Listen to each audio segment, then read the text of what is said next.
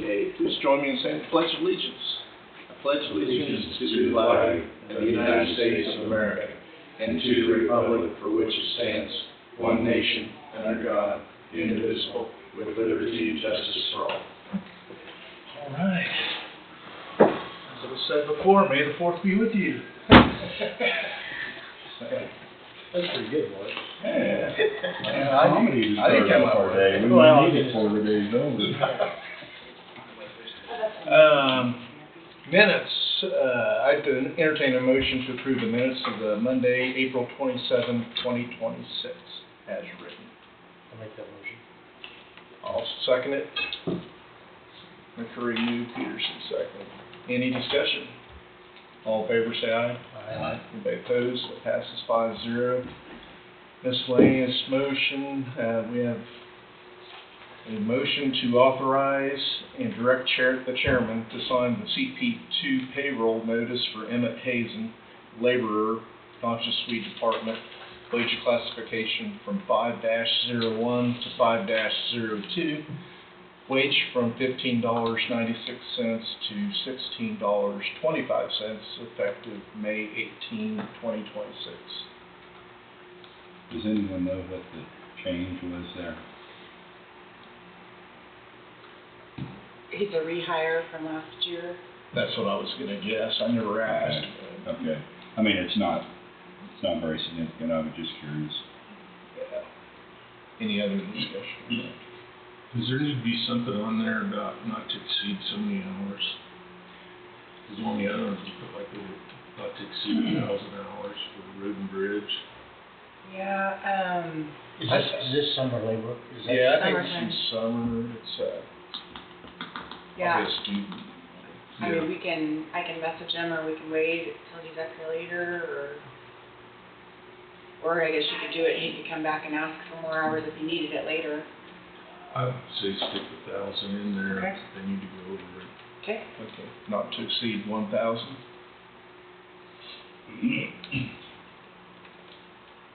Okay, is there a motion to that effect? I'll make that motion. I'll second it. Okay, McCurry moved, Thompson seconded. Any other discussion? All in favor say aye. Aye. Anybody opposed? Passes 5-0. We're a little ahead of schedule, but Library Administrator Debbie Shoemaker, Okay. 2027 budget request.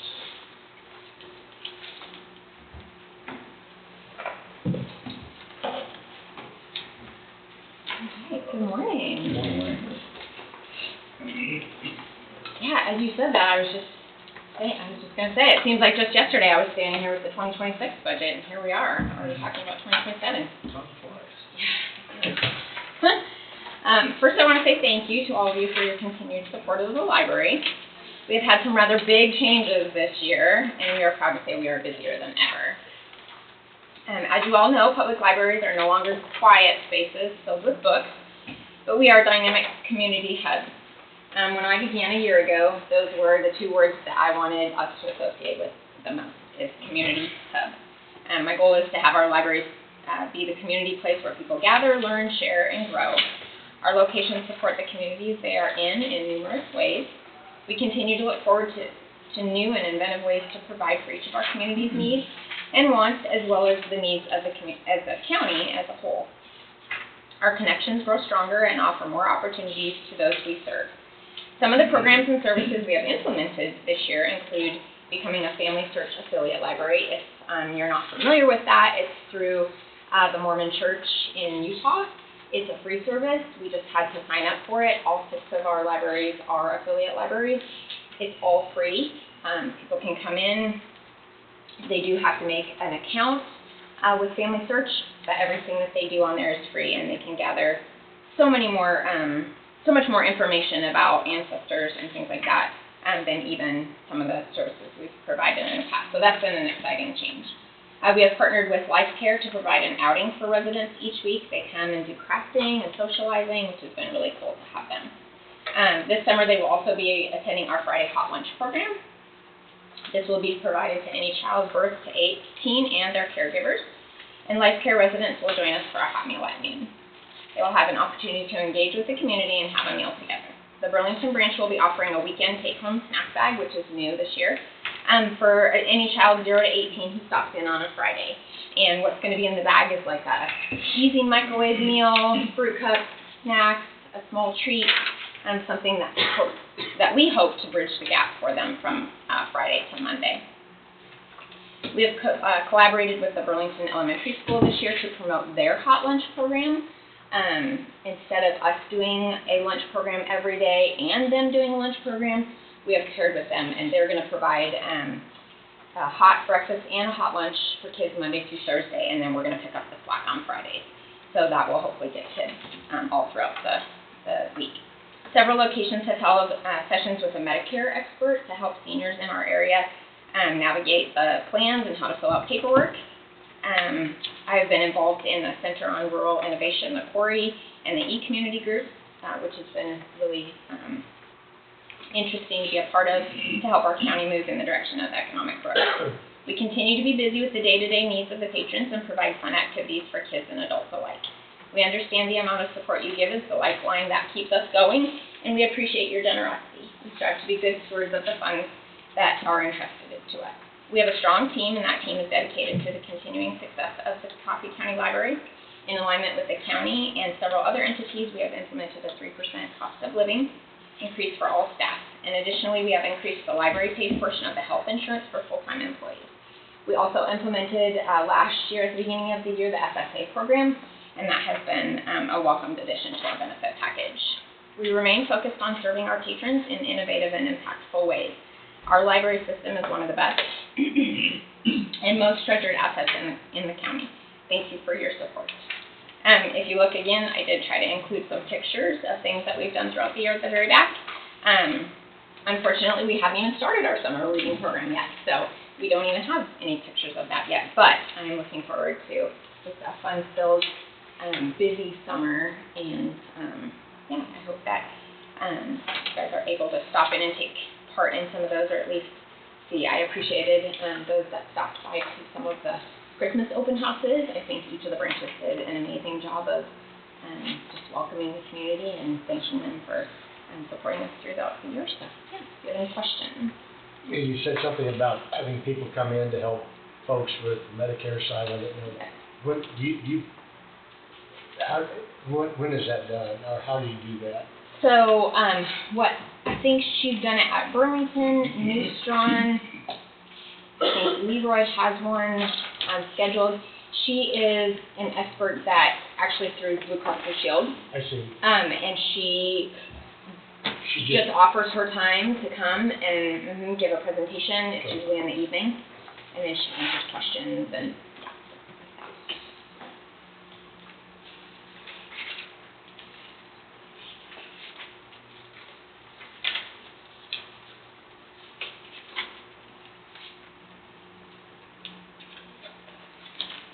We did have, go ahead. No, I was going to ask about the increase in the tax support. I mean, it's primarily the wage increase. Is that correct? Yes. This is almost a $36,000 increase you're asking for. Is that including the capital?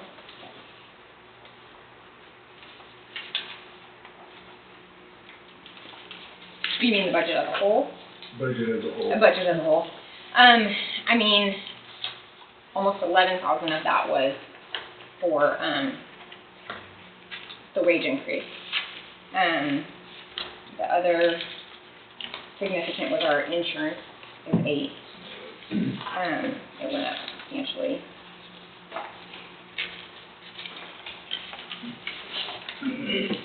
Yes, it does. Insurance goes up. I mean, that's a big. Yeah. So much from 47 to 55, that's $8,000. And that's without any claims. Where's the employee benefits?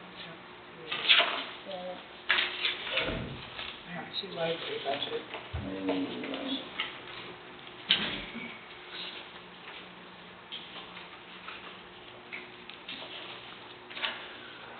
looking at the wrong line. Initially, so I would get that to you. That's fine. I was looking Sorry, at I the wrong apologize. line. I think it's all right. Still the same. Yep.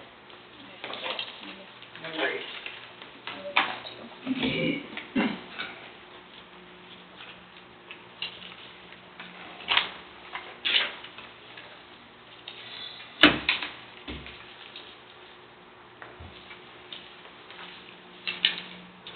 Any questions for Debbie?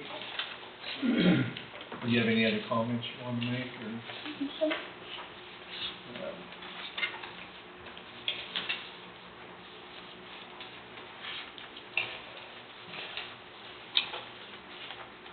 I'll send that over to you as soon as I get it. A lot of pages to sit through, but a lot of good information.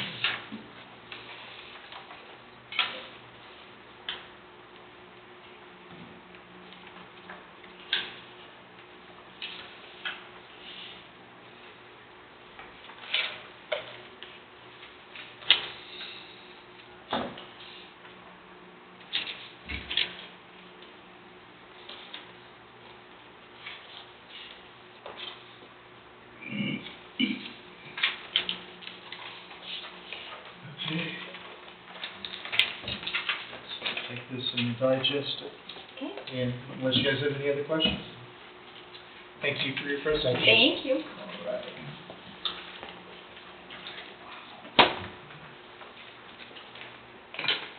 Okay. Crosswinds, are you guys expecting anybody else, or you have everybody here? We'll take you a little bit early then, if you don't Okay. mind. Sure. All right. Good morning. Hi. Morning.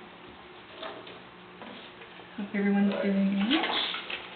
I think we sent these by email, but just make sure you have them.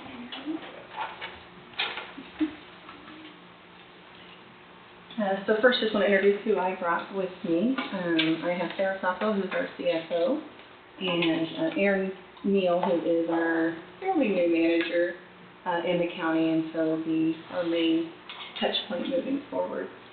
And then just want to say thank you for last year's appropriation, and also helping us with getting into our new building there in New Strong, which we moved into and started operating a couple weeks ago. It's very exciting. If you ever want to go out there and check that out or see that, we'll have an open house at some point, but also we'd be more than willing to show you around if you're ever in that area. So, first, I just wanted to go over some numbers from 2025. So that's our annual report that I put in front of you. And just some highlights on that. We continue to see an increase in staff over our 7 counties, but also in Coffee County specifically, as well as those that an increase in the number of individuals that we have served and the services provided. In Coffee County, we served 384 individuals. 170 of those were what we call high-risk individuals, so people who are severe persistently mentally ill adults or severe and emotionally disturbed children. So these individuals are at risk of being removed from the community, whether that's a hospital, being unhoused, foster care, jail, those sorts of things.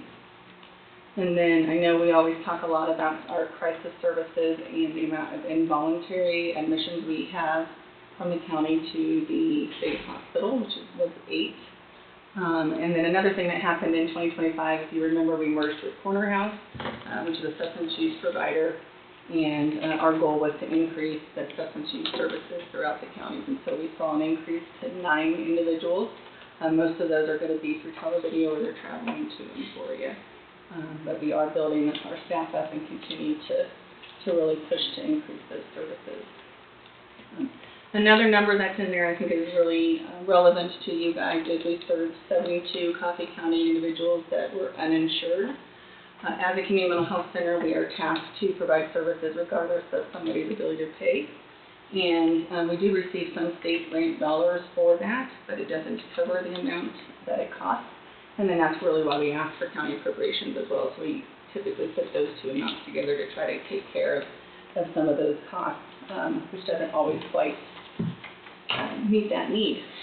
But what we are seeing is that number of uninsured has greatly increased in the last year, and we anticipate that it will continue to do so as funding mechanisms changes both at the state and federal government level.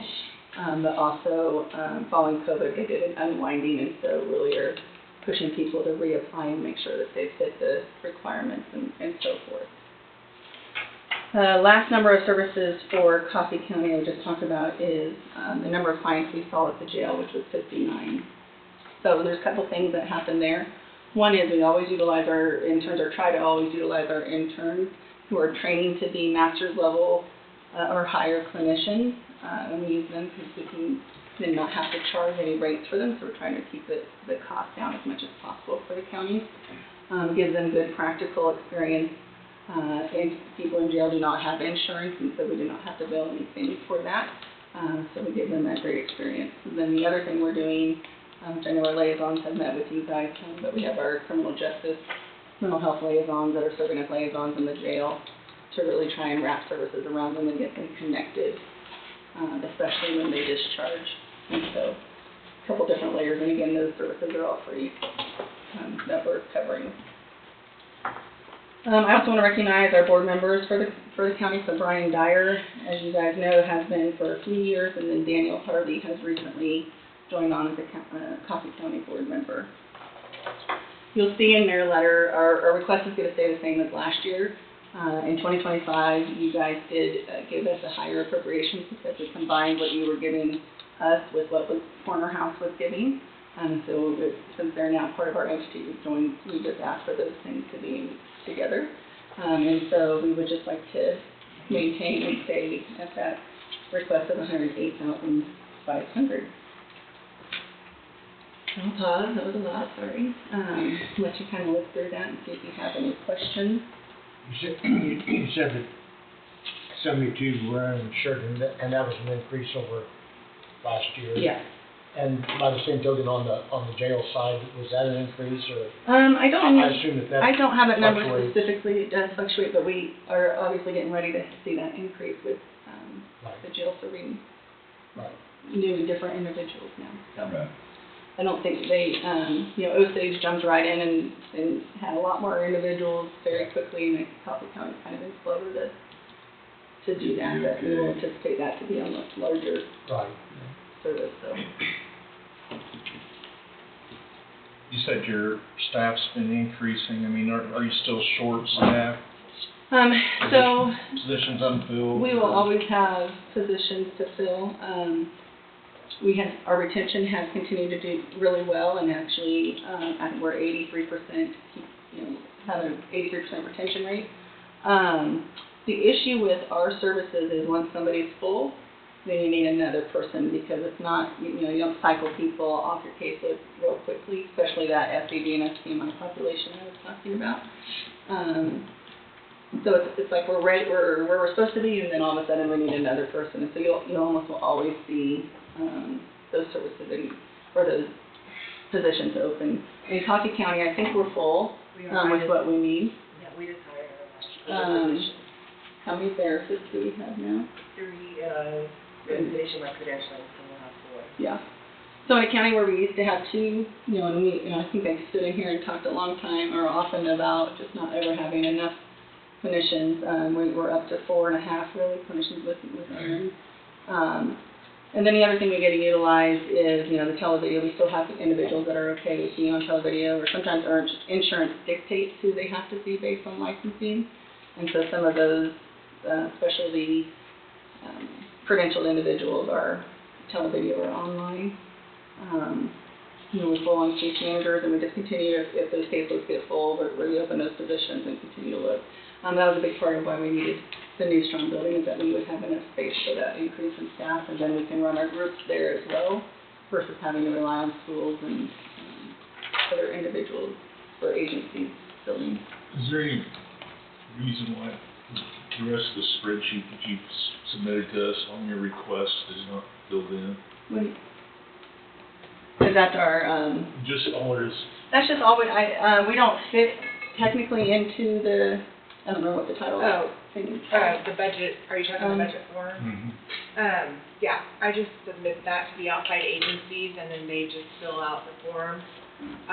If you guys want more information, I mean, we can Yeah. figure out what you'd like to see. I don't have a great answer other than that's how we've Okay, always that's done fine, it. But you can see more in detail, of our budget, page 13. It's still a very quick highlight, but if you have more questions, we certainly could talk about that too. After being on the commission, and I knew before that, all these services serve more than one purpose. I mean, substance abuse, behavior health, and it ends up affecting health.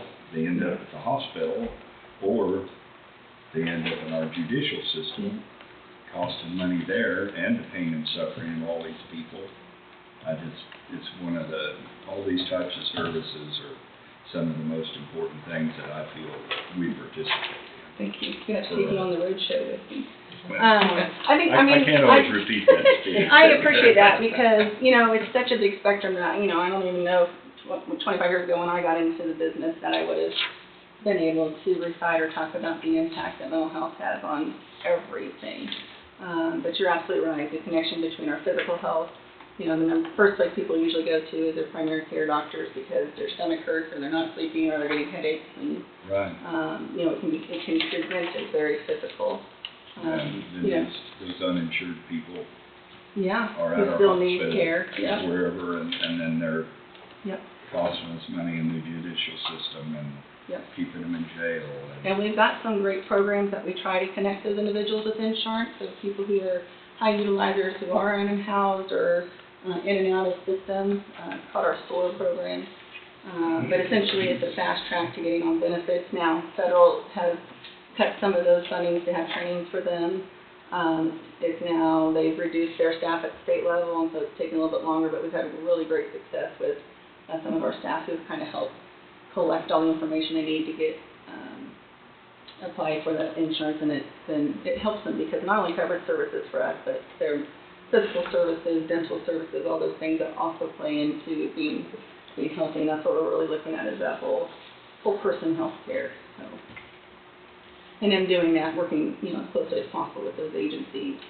We just wrote a rural transformation grant that included Coffee County Hospital and our other rural hospitals, and really trying to figure out how we can interact more efficiently and better and hopefully get the care people need.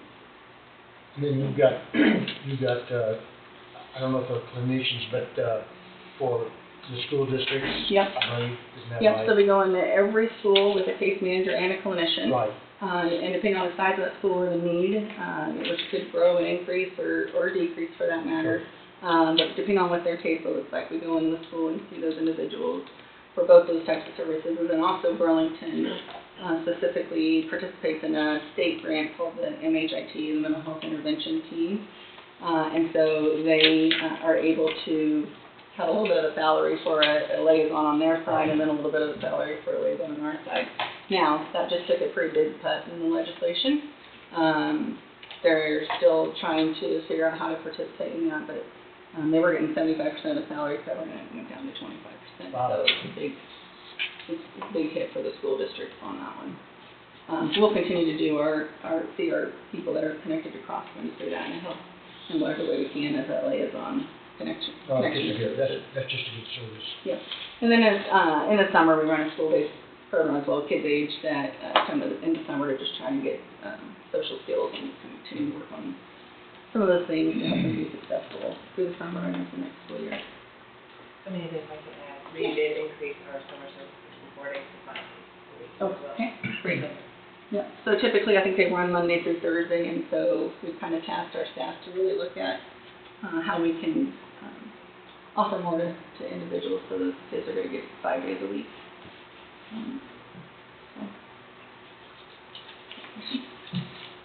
Your mobile crisis response, how often has that been deployed in Coffee County, if you know? I almost was trying to figure out that answer this morning, and then I'll have to get that for you. Now, Aaron might have some insight into I do that. know Coffee County was the third highest that we responded to. It was White County, and Osage, then Coffee last I will go back and get that for you. And that's fine, I think that's, an important asset that you bring, Yeah. because sometimes law enforcement dealing with those situations, they need to hand it off to people who can de-escalate that situation, hopefully provide whatever that crisis response is. Right. So, So reference to that is, traditionally the mental health center, community mental health center, we've had 24/7 emergency services, which a lot of times was calling, getting some assist, depending on time of day, maybe coming out and helping on scene. That shifted when we became a CCBHC to a requirement that now we needed to have 24/7 mobile crisis response. So not only is it still 24/7, but now we have to go meet the person where they're at and within a certain time frame. And so Erin actually spearheaded that program for us and got it going, and before she transitioned as a clinician. But we've seen a lot of success with that, and it's just like what we were talking about earlier. It's a huge spectrum. I mean, we've had a call where we've gone and helped a school, says the kid to get on the school bus and just refused to get on the school bus, all the way to somebody who is involved with law enforcement, actively suicidal and needing direct assistance in that moment. So it really is defined by the person, and we go and assist and connect with it as much as possible. Where you moved in at New Strong? Yep. Totally. Yep, doing started services a couple for us. weeks ago, probably been 3 weeks now, so I don't know, it's time goes really fast. Is all the kinks all worked out for you guys? there? Pretty much so, Good. signs are up, everything seems to be going pretty good. It looks nice, so if you had been in there before, you probably see Sure. quite a bit of difference. Of course, we added on to it, and then remodeled some in the inside, but it'd be a great location for us.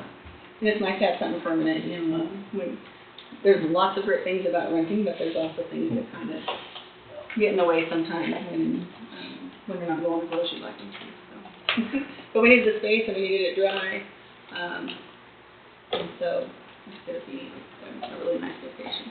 And it puts us more central in the county, which is nice, just a little bit. Any other questions? Do you have anything else? So,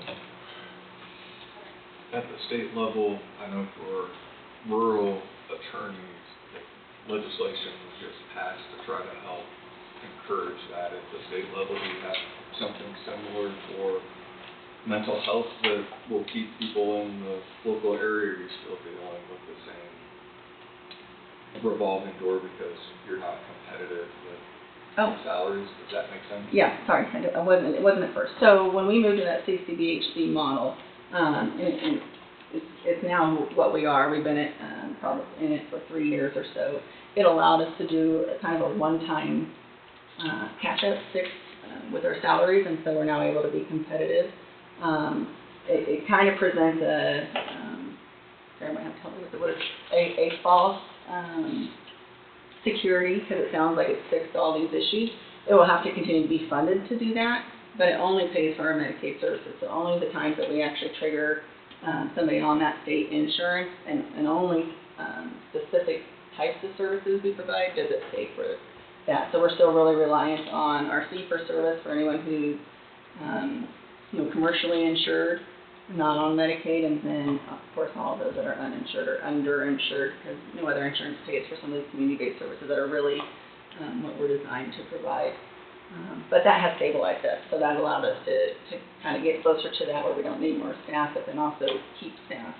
And we'll have to continue to be competitive with that. There's been times in the history of mental health where we've been given enough resources to kind of keep people healthy in the workforce too, and then times where it was desert and drought, and that's where we were right before this new model. So legislation is pushing hard on it. They want to make sure that we're being good utilizers of those dollars and providing good services, so we have to present a lot more data. We have to substantiate the work that we're doing, the cost.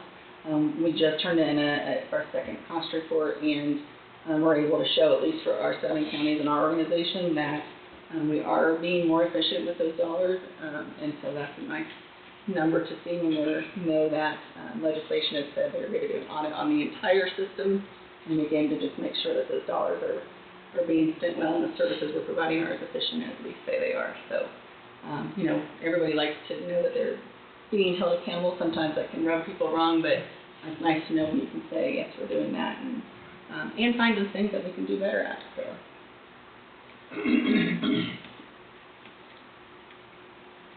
Anything else? I just would ask, just remember, if we're out there, if you have questions or you see gaps or needs, reach out, let us know. If you want to go check out New Strong, let Aaron or I know, we'll get you over there. And go from there. But we appreciate your support as always. And you've got next year, I don't know how much Steve might keep his spot coming every year, but we've had our event on Friday night, and it's always a good time and fun. That was a nice event. So thank you. It's our annual fundraiser. Just mostly we use those dollars for things like you know, new buildings we might need, or really it's for things like a lot of our consumers come in and they need food or clothing or rent, or you know, every once in a while hotel rooms. But just those kind of maybe cost to get your driver's license updated or a birth certificate to get your driver's license and all those things. And there's just limited resources for individuals like that. So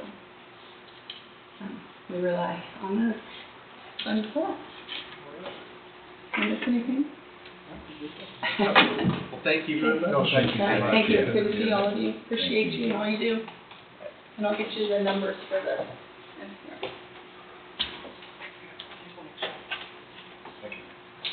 Oh, thank you. Next, we have our Board of Health. Contract review for pharmacists, milk bank, APRN, and students. Good morning, Commissioner. Okay. Morning. Morning. All right. So I guess we probably need a motion to. Do we need to go into board? Oh, Angie has it on here. I would move to recess as a Board of County Commissioners at 9:32 a.m. and convene as a Board of Health. So moved. I move. Oh, second. Okay. As long as we get there. Yeah. I'll second it. Any other discussion? All in favor, say aye. Passes 5-0.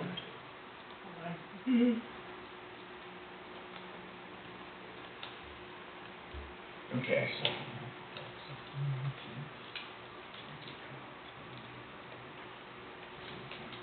Okay, we're good. All right.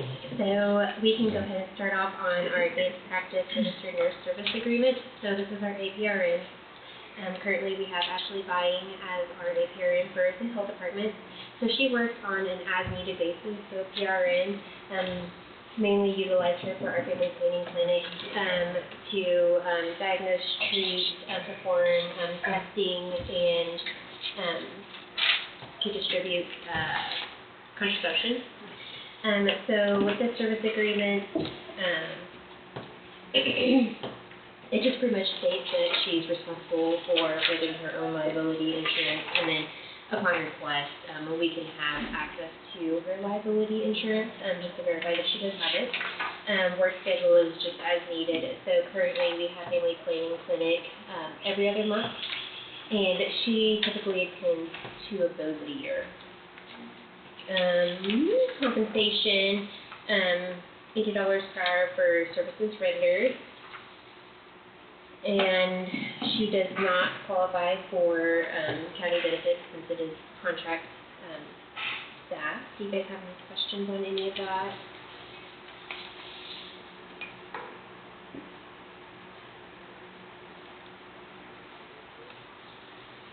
I have no questions. So you need a motion to... Is this a yearly contract? I have this yearly, yes. Previously it was not, but I go through and review contracts on an annual basis just because we have credentialing and recertifications that we have to perform. Make sure she's up to date and certified and everything. Yeah, so for her license, it's actually every 2 years, and she has to have so many CEUs and work so many hours as a nurse practitioner and all of that. Yeah, and the contract does state that she has to be compliant and maintain her state licensure through the Campus Board of Nursing. And kind of a little bit of a back history on choosing an APRN versus a PA is APRNs, they can practice independently, but PAs, they have to have a supervising provider. So it's a little less work on maintaining them. On this motion, should we have also to direct the chairman to sign? Is it just the chairman on that? Yeah, Okay, yeah. that's all Well, I let's see. see, are you still the chairman, I guess? of the Board of Health, It's right? chairman of the Board of Health, Okay. yeah. I assume that's me. Yeah.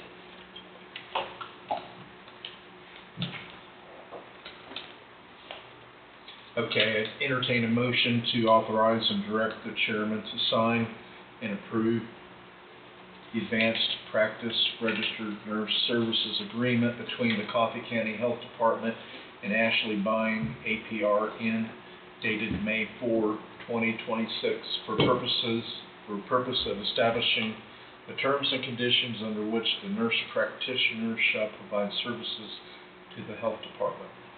Services shall be provided on an as-needed basis at a rate of $80 per hour for services rendered. Did you make that motion? I can. No, I couldn't. Okay. No, you can make it. I'll make that motion. Okay. Steve moved. And Parker seconded.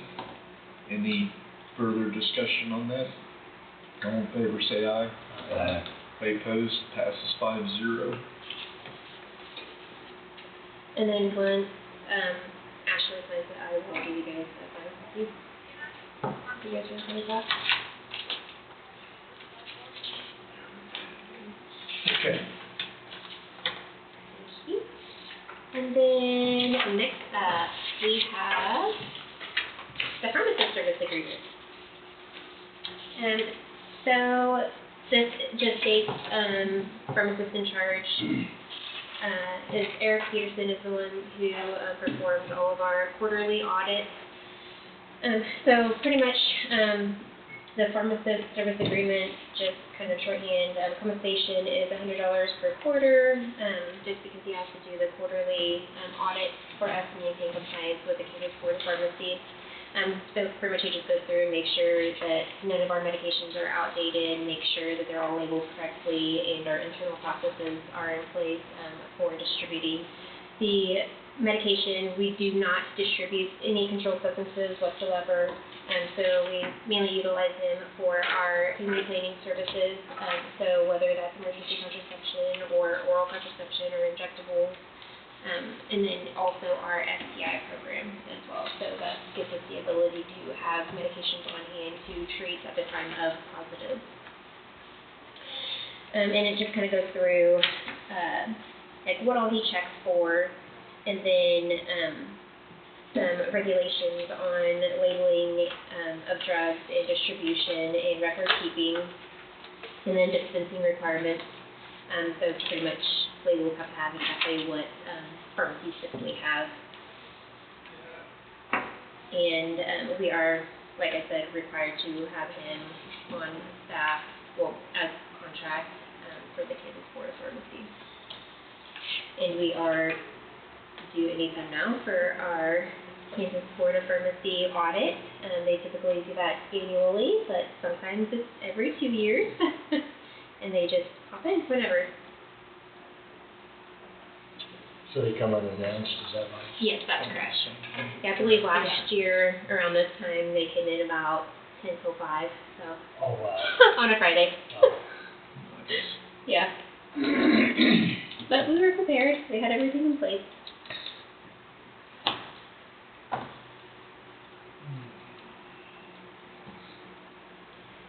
Okay, I would entertain a motion to authorize and direct the chairman to sign and approve the pharmacist services agreement dated May 4, 2026 at a rate of $100 per quarter for services rendered. I'll move. I'll second it. Thompson moved, Avondra seconded. Any further discussion on that?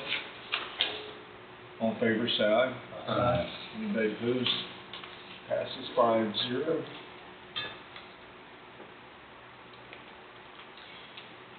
Might have to make an edit to that, service agreement. It has Ashley listed, it should be Eric Peterson on the very back signature line.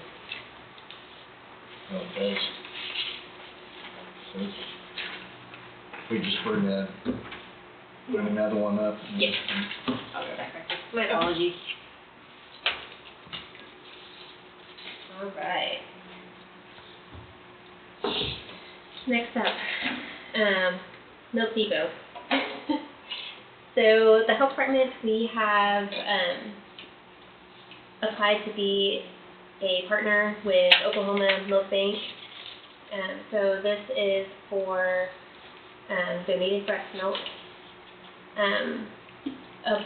One of their requirements is to become a donor is to have some screening, some labs. And the labs listed are Hep C, Hep B, HIV, syphilis, and human T lymphotropic virus. So they typically utilize Quest Diagnostics. Unfortunately, we are not partnered with Quest. We are contracted with LabCorp just because their services are cheaper at a cheaper rate. So for them to have the labs done here at the health department, we are looking at doing the labs here as long as we get the physician's order through the Oklahoma Mother's Milk Bank physician on staff. So with that, Quest Services, the closest draw site they have is about an hour away, so it kind of defeats the purpose of having a milk bank if they're still having to travel out to get their screenings done. So this contract just states that it has a list of labs that we are authorized to send to LabCorp and for us to be able to bill Oklahoma Mother's Milk Bank at the end of the month for reimbursement. And the processing to become a milk donor is all free of charge of the donors, of course. And if you guys want more information on that process, I can give it to you as well. I think it's something you're doing a lot more about than we do. Yep. So, I mean, I didn't mean that as a joke. I mean, you know what this program's about, and then you think that will work, so.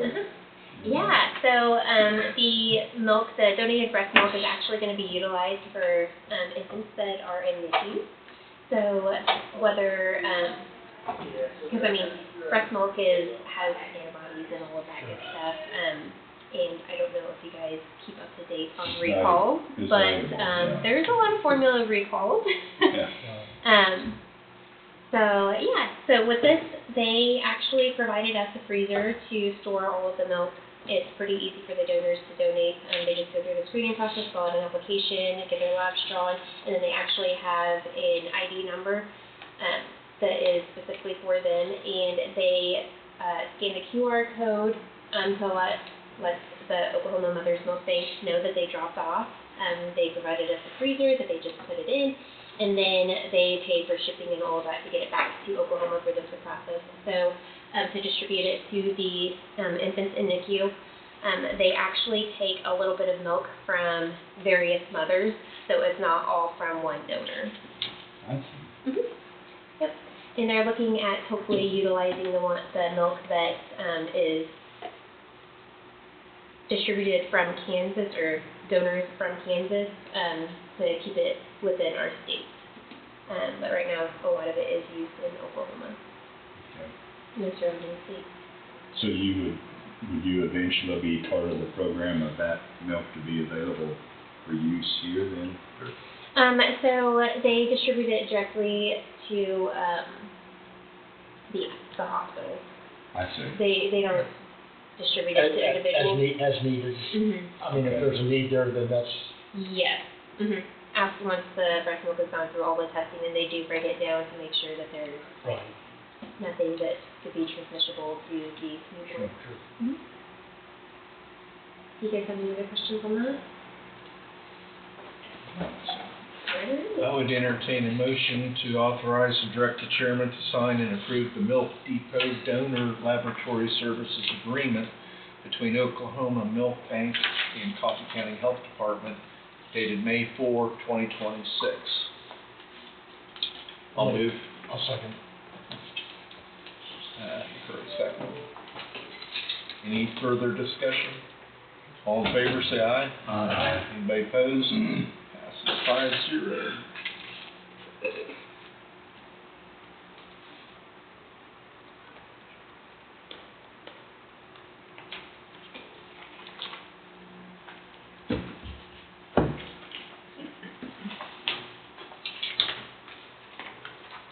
Okay, so next up we are looking at getting students back on site for the health department.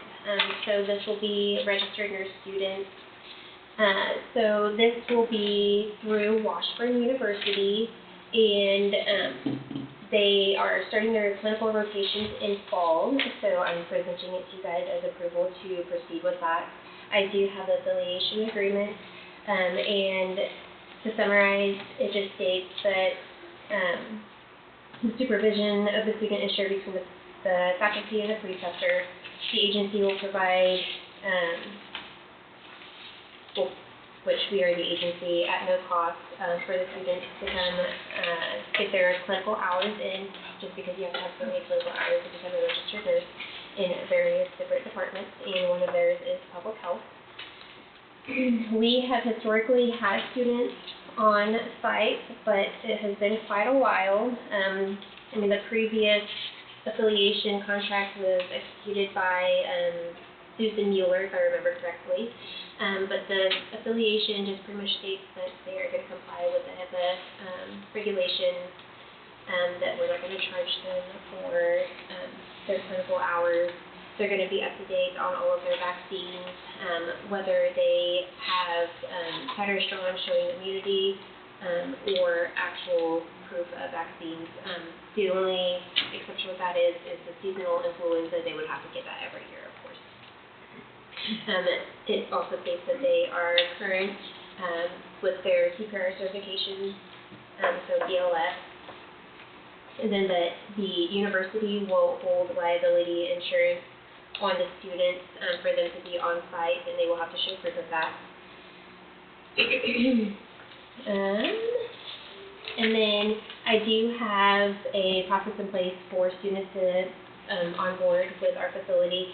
So there's a student application that's included, a student checklist for all of the requirements that they have to have. I did not state this, but they actually have to have TB screening, so proof of a negative Mantox test, a negative titer, or a chest x-ray showing negative. And then seasonal vaccine, HIPAA training, since they would comply with HIPAA regulations. And then the acknowledgement and responsibility, confidentiality, conflicts of interest, and ethical and legal principles, just something that we have to have in place just so we have so we're not held liable if something were to happen. And then acknowledgement that they've completed the training for HIPAA. Do you guys have any questions on any of that? Or are you guys I think this is a wonderful deal.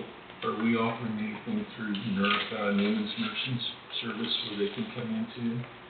They have not reached out to us. So Washburn University, they reached out to us to see if we would like to have students again.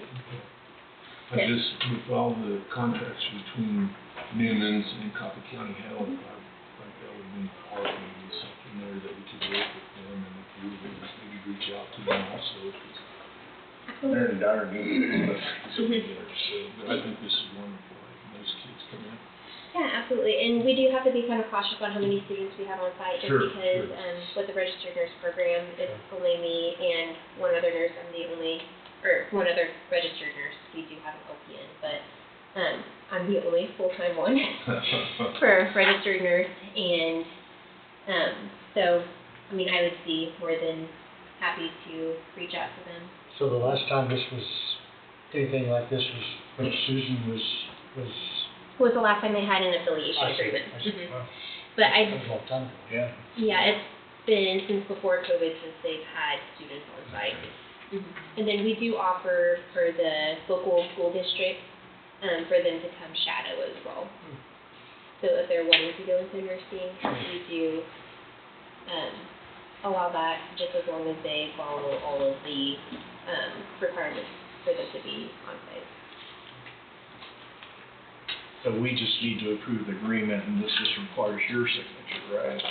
I don't- As long as you guys are okay with me signing it, I do recommend it being a licensed professional, not, I guess what I meant is it does not require my signature. no, it does not. Just as long as you guys approve of us having students on site again and are okay with me signing the affiliation agreement.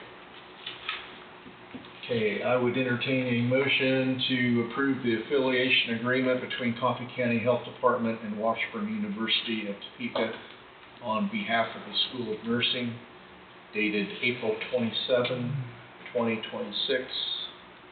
I'll move. Second. Okay, Thompson moved, Avondale second. Any further discussion? All in favor, say aye. Aye. Anybody opposed?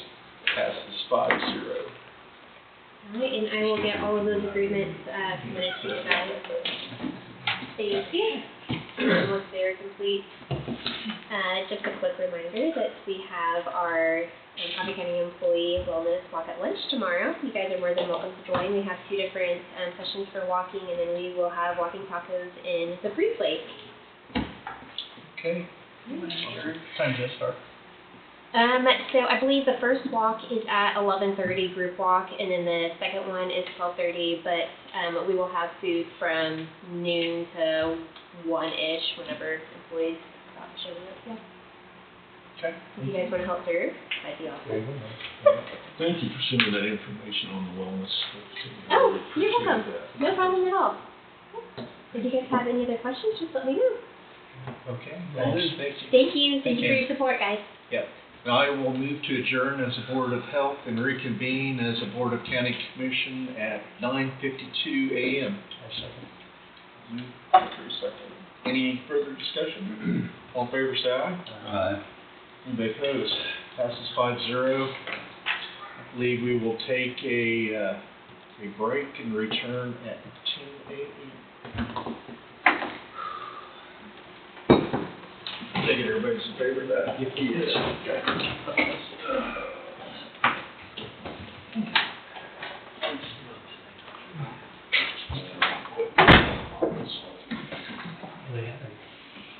Okay, it's 10 o'clock. We are back in session. First thing on the agenda for 10 is Sheriff's Office, and Mikhail, a little discussion about the water softener system. Morning, gentlemen. As we talked about a week ago, you had questions on flushing systems, on filtration outside the building between the main and this building. Questions you were asking me were over my head, so here to answer some of those questions is Cole and Adam from McElroy. So he's the expert. These are the guys who are going to put it in if you guys vote for that. And have your way. So I called the City of Burlington last Thursday and asked Ann if she could have a representative from the city show up to maybe answer some of the questions that no one seems to have the answers for. Looks like Stan's here, so thanks for coming up today, Stan. Represent the city. I think what we've been looking at is before we talk about the water softening part being put in, and Tom's done a real nice job saying how specifically it is to make sure everything's taken care of with micro, small particles and things. We were wondering if there's any way we could have the water lines flushed from the city before it gets to us. Because they showed us photographs, Tom did, of materials that did not look like chloride or calcium buildup. It looked like there was dirt or something in the lines. Looks like lime or something. So that's what we were wanting to have before we put in $75,000 to $100,000 worth of material. Just have those lines flushed through a fire hydrant or something like that. I'm sure that's, yeah. Are you, I guess my original question or thinking, are you talking main or from the main to the building? And we're talking whatever comes into this area here, because it would seem to me, looking at that, there's a low spot somewhere that may have particles in it, and every now and then it's getting into the system. Some of those lines just appeared to be full of lime, is what it looked like. Right. In 'Cause those I know, pictures that you had. Originally, their system was flushed, the line from the building to the main was flushed, and the water flowing through that now would That would have been flushed. have cleaned out anything And- past. Yeah, it's, As far kind as of, the yeah. whole main, I'm not. that's kind of past our pay Right, grade a little I know. bit from, that's more of a, I would say, I don't know how you guys do that, if that's something you guys can do, or we have not, that's more of a site utility kind of, Is that something we could do, Stan, just to make We sure flush that the that's mains, not? and we do a chlorine burnout, every spring and fall. Uh-huh. And with the mains are flushed at that time, we run fire hydrants about 10 to 15,000 gallons through each one, when we flush them out. From the main that runs right down, Neosho, Yeah. whichever one. Right. That serves, the courthouse, it serves all the residences in the area, it serves the commercial businesses. And the fire hydrant is just right up the street, it's to where we flush. Do you know if there's a new hydrant, there's two lines coming off the main where we tied in, one for the fire suppression line and one for the water, building water. Do you know, has that new hydrant been? That has been flushed, and when we do it on new construction, we have to take samples.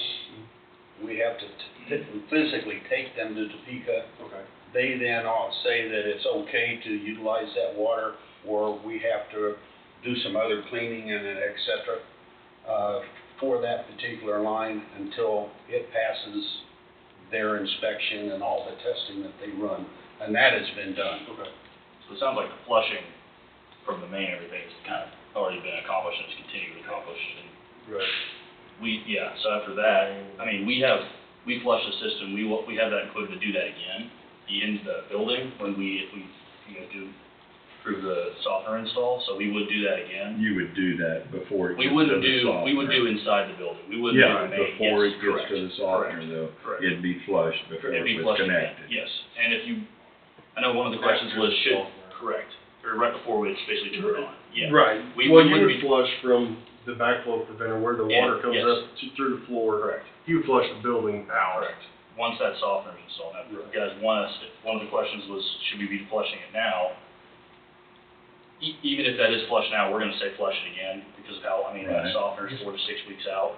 We're gonna suggest it, so doing it now, Yeah. that's not what- really, yeah, I think that would be good, sure. because So- we're dealing with residues part of the problem. Yeah, the biggest problem is that the system, that jail, the way new kind of jail systems are designed with plumbing fixtures, they're very high, very low tolerance in terms of what they can take. They're all Most of the individual lines on the back of the cells are 1/4 inch Yeah. lines, plastic lines with Sure. small diaphragms and valves that. And a lot of that's pre-piped from the jail, Right. yeah, so it's just a very complicated system. It's sensitive. the age we're in now where they want to make things as detailed and as complicated as humanly possible.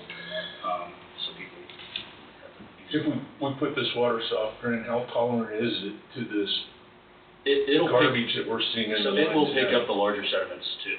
So I know one of the other questions was, do we need a filtration system upstream? I don't think that's as necessary right now. It's also, for a 4-inch main coming into the building, you're probably looking at, I just talked about plumbing service manager, he's thinking that's another almost water softener cost. To install a 4-inch filtration system. I also am not sure exactly where, you'd have to rework a lot of that mechanical room anyways, because that is a very busy room already. We're kind of moving the softeners, the way we kind of just thought about it is the softener will kind of go in that chase up, kind of do it, because we can't do it in the main mechanical room, there's already so much stuff there. So I can't say for sure, filtration systems, Would it help Yes. Yes, it would probably help, but it's the, I don't think what parts per million is this softener system gonna? oh, I mean, the softener system is gonna do similar job of the. The main thing I will say is these softener systems for these bigger buildings need to be maintained constantly. And it's not something that their staff can't do. I mean, I'm not saying we need to sell you guys an annual maintenance, we might do that anyway, but it would just be once a year to come check the system, make sure it's working right. You know, for bigger buildings, some of the big buildings in Topeka that we maintenance, we send a guy over once a week, once every other week to the hospitals to check, because that's how, the biggest thing is maintenance and maintaining, you know, checking salt levels, checking how much often you need to replace the salt, regenerate all that. I can't tell you how much salt you'll need right now. It kind of depends on basically running that softener for the first month to kind of judge how much flow you're actually using. I don't know, did we ever get feedback on the water? The other counties, was it Osage and Lynn or just Lynn? Just call it, man, 'cause I had one. They've given us, I think they use a pallet of salt a year Yeah. roughly, so we kind of have an idea.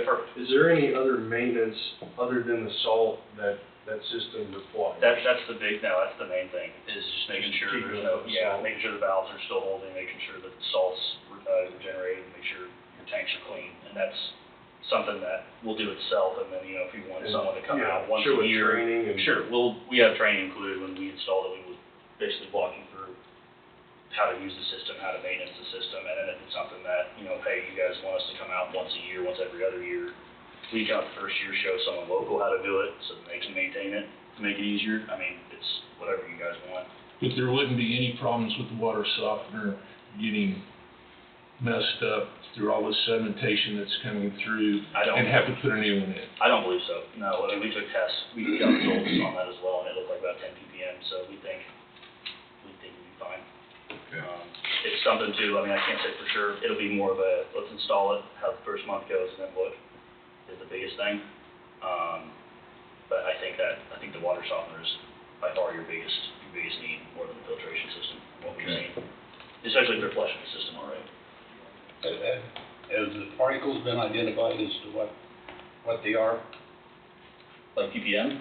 No, what the actual material is that the particles are made of? I think it's your standard calcium or whatever. Calcium. Yeah. Some of it that was shown in the photograph to us wasn't calcium. It was dark colored material. Sure. That looked like a line hadn't been flushed. And that's where we're going with this on that side. And sometimes a low spot will get in a line if the line's not used periodically, like you're saying you guys are doing, it'll get sediment into it. And that's why we were trying to say, do we need to spend $75,000 on this if it's just still gonna happen. Yeah, or we'll end up having a problem Yeah, I later. can't say that for sure. I haven't seen those photos or anything, but from what we've seen from the test results we got back, that we did and ran reports ourselves, our plumbing service manager thinks that the softener is the biggest need. Tom, do you still have those photos? That's the one of the, that, You know, Yeah, let's get them and show them Yeah, to you can those send it to us and I'll guys have in Luke the and I'll- city also. Well, yeah, we'll take a look that's at the it. one of that, mixing valve. yeah. Yeah, that, Oh, I have seen, okay, I thought this was on set, yeah. Tom, Okay, how we've seen often, that. how often are you having to clean your or your filters or? Every 2 or 3 days. That you were We're saying still the getting other day, stuff that Yeah. they had to do them their last Monday. and with the, I guess we didn't figure, I don't know what the quantity of water usage is, but there's enough water between the main, I mean, I would think the main would stay cleaned out in the building. There's not a whole lot of just dirt, more or less, sitting around, or sitting in lines, but I'm not an expert in that field either. Well, the only line that's different for here to everybody else is where we come off of the main, physically serve this building. Right. Everything else has been installed and in place for years. Right. Staying as a PVC or is it still doing? We've got about 85% is now PVC. Thank you. You know, they were replacing some of us when we were working on that. Yeah.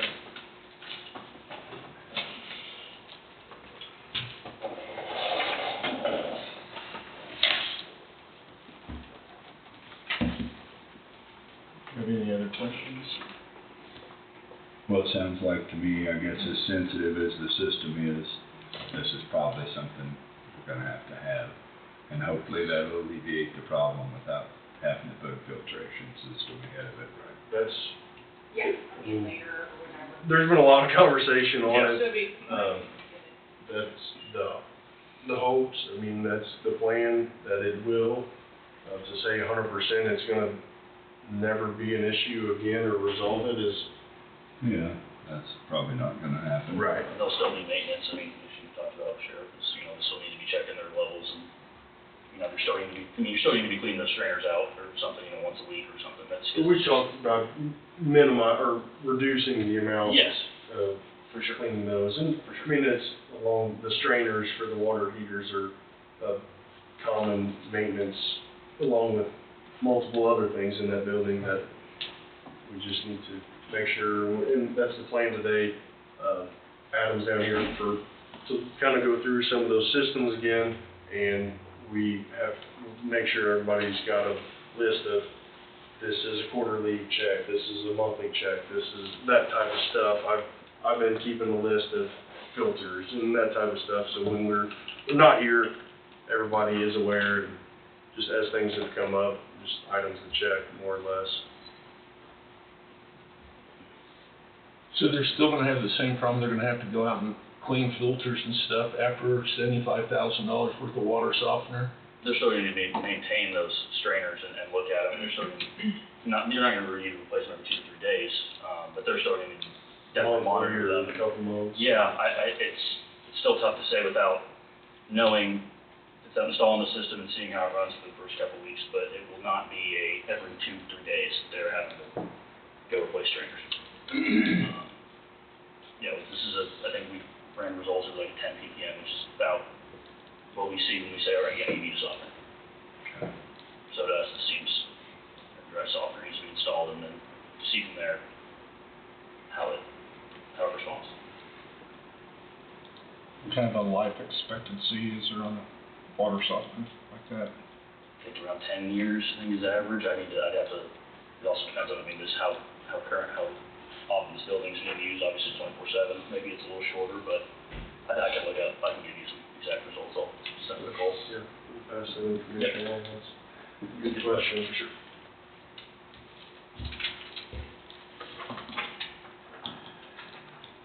Any other questions? What's our next step?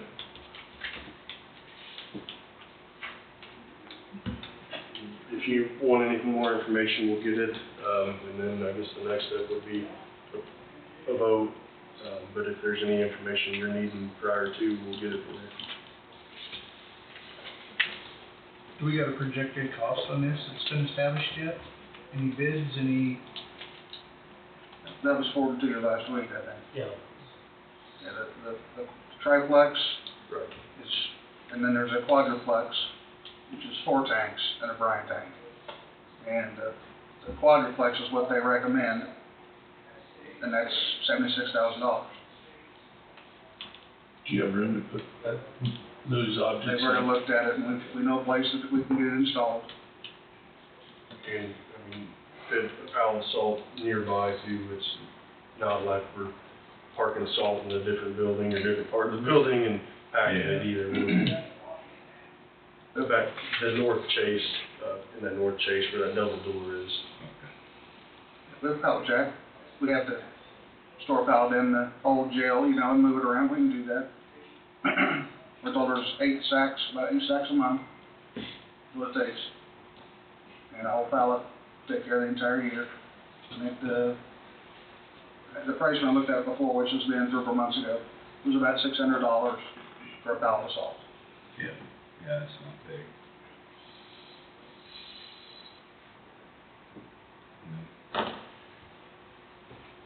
Everybody think we just well do this, try this? Yeah, I don't see any others. I don't see options. See any other options? I don't see any other options. Try this and see if it cures the problem, like it wants to do. Unless you had someone more from the civil side or water side know something that I don't about, you know, installing filtration system instead. But from our plumbing experience knowledge, we think it's a water softener. I mean, you folks have got the experience in this. You're working with hospitals and what have you, you understand the situation. Sure. From a plumbing side, not as much from a site, civil side. Yeah. Right. Yeah, but we would say water softener. And then I'm seeing the water, company, Google says these eco water softeners expectancy is 10 to 25 years.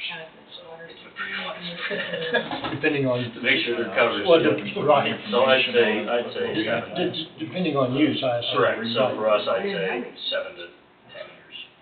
I would say, just to be safer on the side of this is constantly in the system. And then if I remember right, Tom said that you had mentioned that if a local plumber could do it, that it would be. It's not gonna happen. I know. Oh, sorry. No, that's right, and they declined, if I remember right. Well, they don't have the equipment. They don't have the equipment or the expertise. It's gonna take McElroy's to do. Right. That's where I was headed. Yeah. Sorry. No, you're fine. I'm looking for the information we had on that, and I haven't found it yet, so. Last week? Yeah. Yeah, Right, last week. Yeah. Yes, when Tom was, when, yeah. Brought it up and got Right. any questions answered that I couldn't. and- You're right.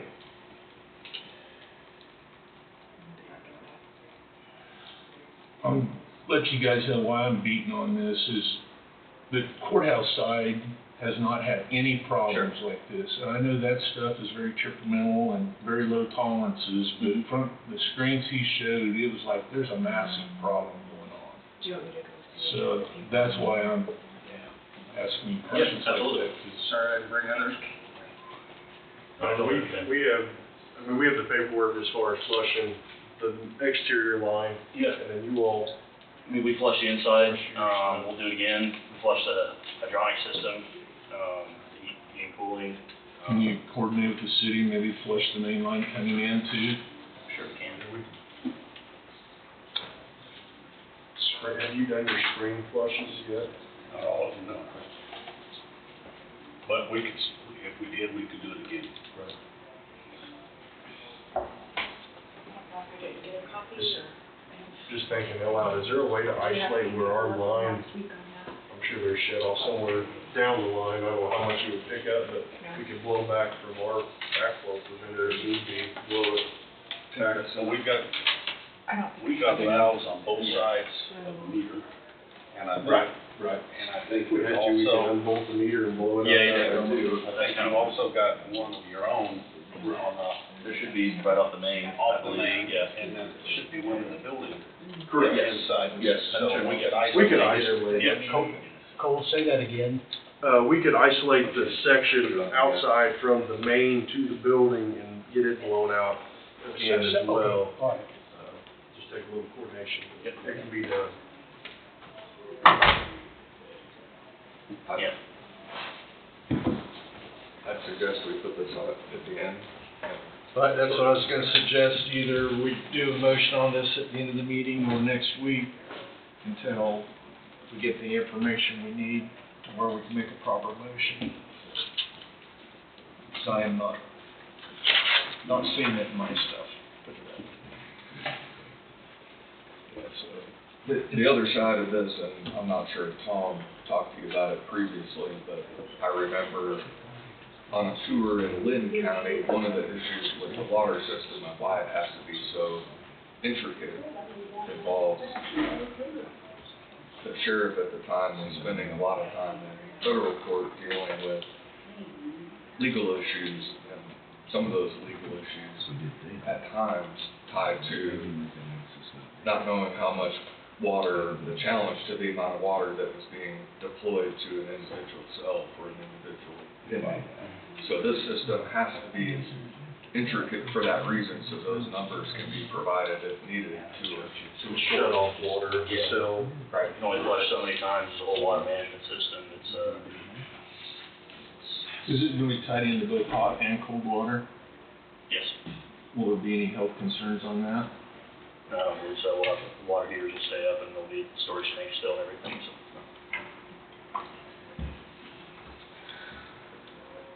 It'll tie in before it goes to water heaters, so it'll be basically the main water line right after it hits inside the building and goes through the softener. Okay, I guess we'll, sounds like we're heading in the direction of probably approving the motion, but we're not gonna approve it until we get the information that we need for the motion. So I need to go get that? Probably, we'd either do the motion later in the meeting or just do it next week. Whatever you want. Yeah. I say just put it off for next week. And that software is about 4 to 6 weeks out once approved. So once we order it, it's about a month plus until we get it. I'll get with you next Monday and let you know what happens. Appreciate you guys being here. Thank you. All right. Yeah, thanks for the additional Thank info. you so much. Thank you. Thanks. Thank you. Tom, you wanna go ahead and, Thank you, Stan. do the elevator service contracts? Will that take very long? Again, I think I forwarded that to you, didn't I? I don't know how much stuff I forwarded to you, how much stuff I have. That's on the agenda. I mean, We got a lot of stuff in this packet. I haven't seen it on here. Hold on, let me look. I don't have it in our stuff for today. I don't have anything on that at all. I have freestanding daily preference. You wanna go make copies of these, I guess? I will. Okay, give me just a minute.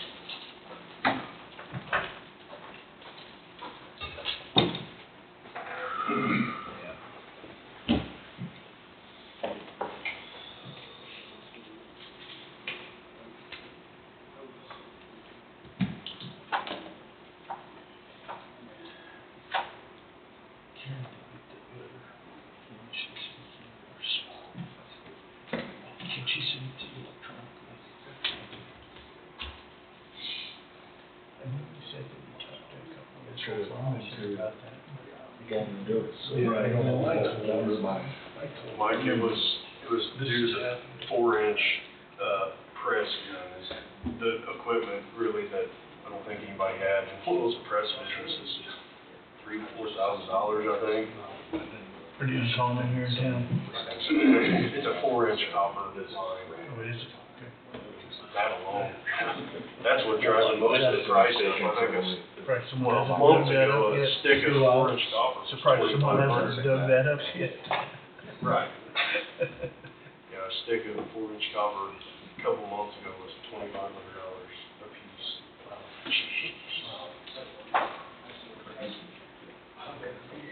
Don't get that out of the scrap, I know that. No, that was, Michael Williams, suggested that we could get local that would be. So I'll talk to you a little bit, I guess, about what Angie's fixing for you. So we asked, throughout the county, who was here locally working on elevators throughout the county. We knew that, there were several other entities, the hospital, for example, Wolf Creek, all have elevators. And so they said that they used, Otis is one company, and then MEI is another company. So we reached out and told them that we were interested in having them come give us a quote, look at our systems and see what they could do.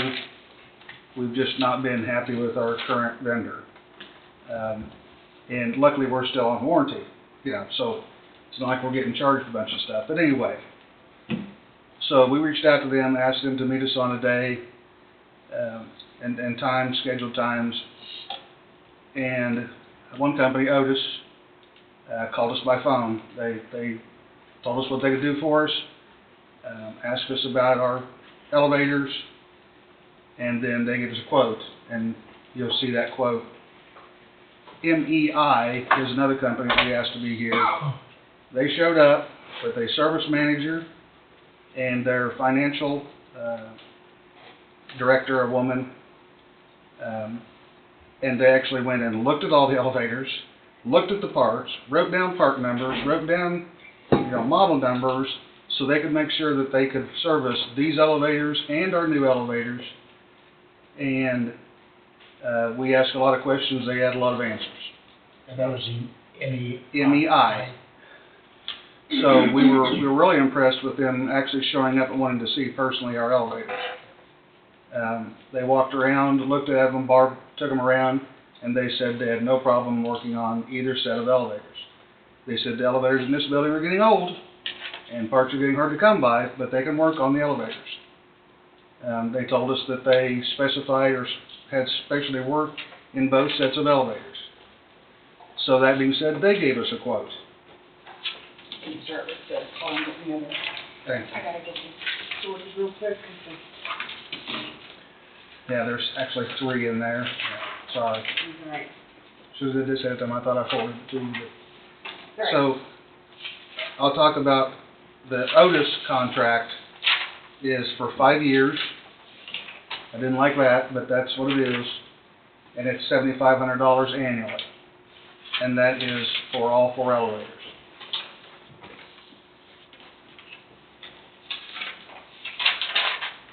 It is a service-only agreement, which means they're going to service small things and not repair, not whatever else they're going to charge labor and parts for $7,500 annually. And I'll wait till Angie gets that done so you can see the others and all. So that'd be kind of an inspection and basically is what their labor. Inspection costs you additional. Okay, maybe the wrong term, an inspection, but. They will come inspect and look and call us. We can call them and say the elevators are down. Can you come work on them? They'll come on call. I'm just trying to understand what we're getting. Yeah, for this. yeah. And they're gonna charge us labor and parts. Yep. That's correct on this contract. This is like a retainer, just to even have access to it. To have somebody come work on them, yes. And Otis didn't come down, I mean, they didn't send any of the reps down or anything. That's correct. Take a look at it. So, that being said, we asked MEI for the same thing.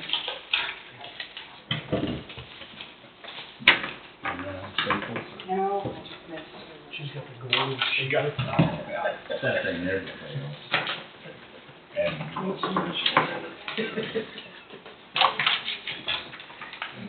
get the other. Oh, you didn't put it back. So MEI,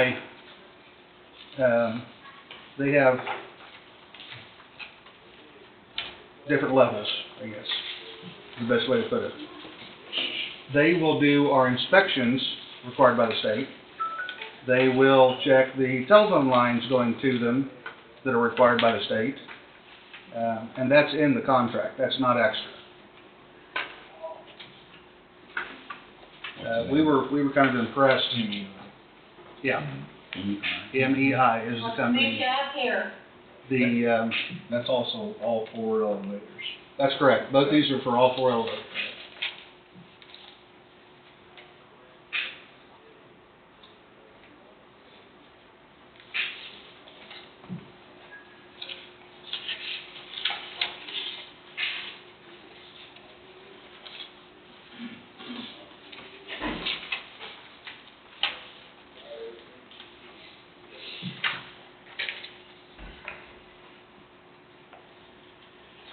Where's the MEI out of?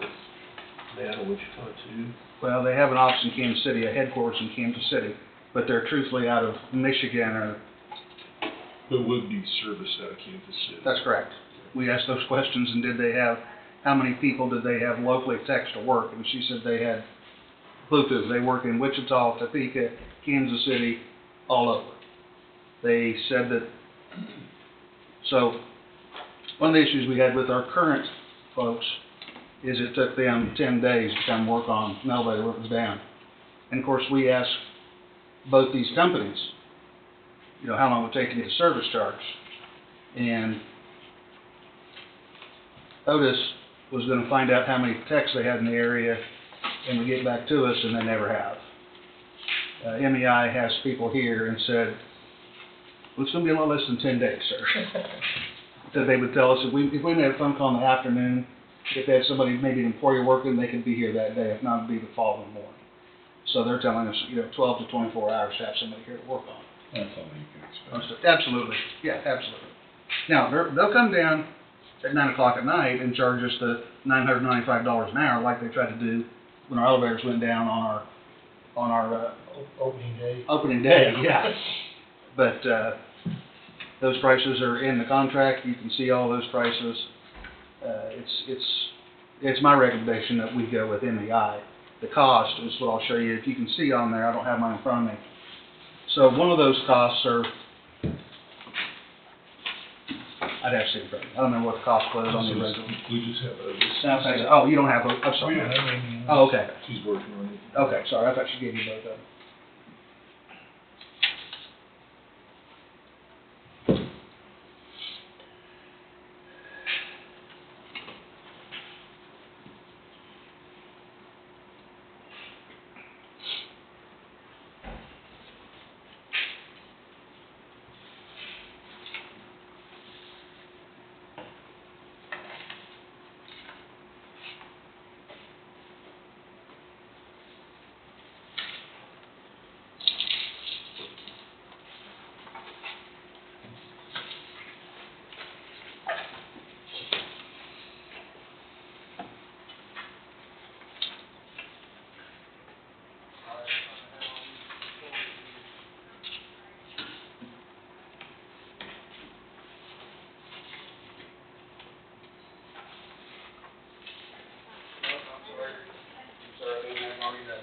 Okay.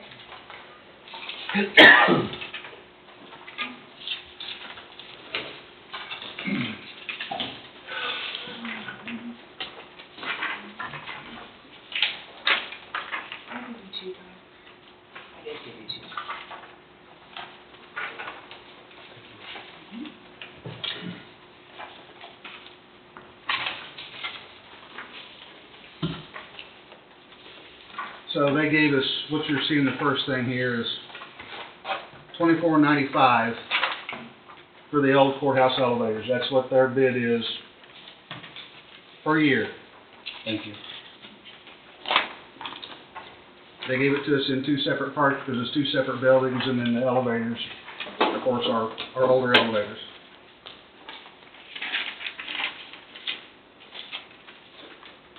And as you can see on page 2, it tells you everything they'll take care of, the inspections, all the equipment, door hanger rollers, and everything else, and so that's a true service and maintenance contract.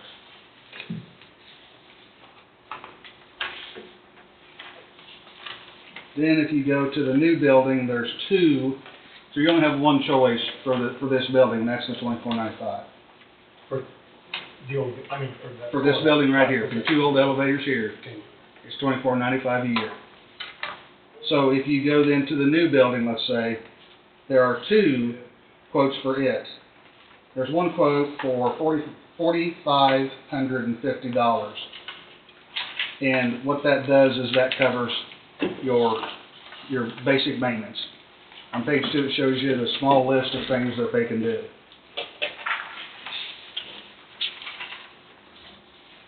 Then the second bid on the new building and the new elevators is $1,066.67. And there are 2 or 3 pages of everything they do. They will do everything, all the service, everything. Provide the inspections needed by the state. Replace all the lubricants, replace all the oils in the hydraulic systems. They looked at our elevator system, we opened the pit, and this maintenance supervisor who's in charge of all these techs says, well, I can tell you right now, I can smell vegetable oil. And we said, okay, what are you talking about? He says, that pump has got vegetable oil in it. And he says, I can tell you the first thing, if we get the contract, that vegetable oil is going bye-bye, you're going to pay to get hydraulic fluid put in there. She said, vegetable oil heats up much faster than hydraulic oil. And that's a problem for a pump.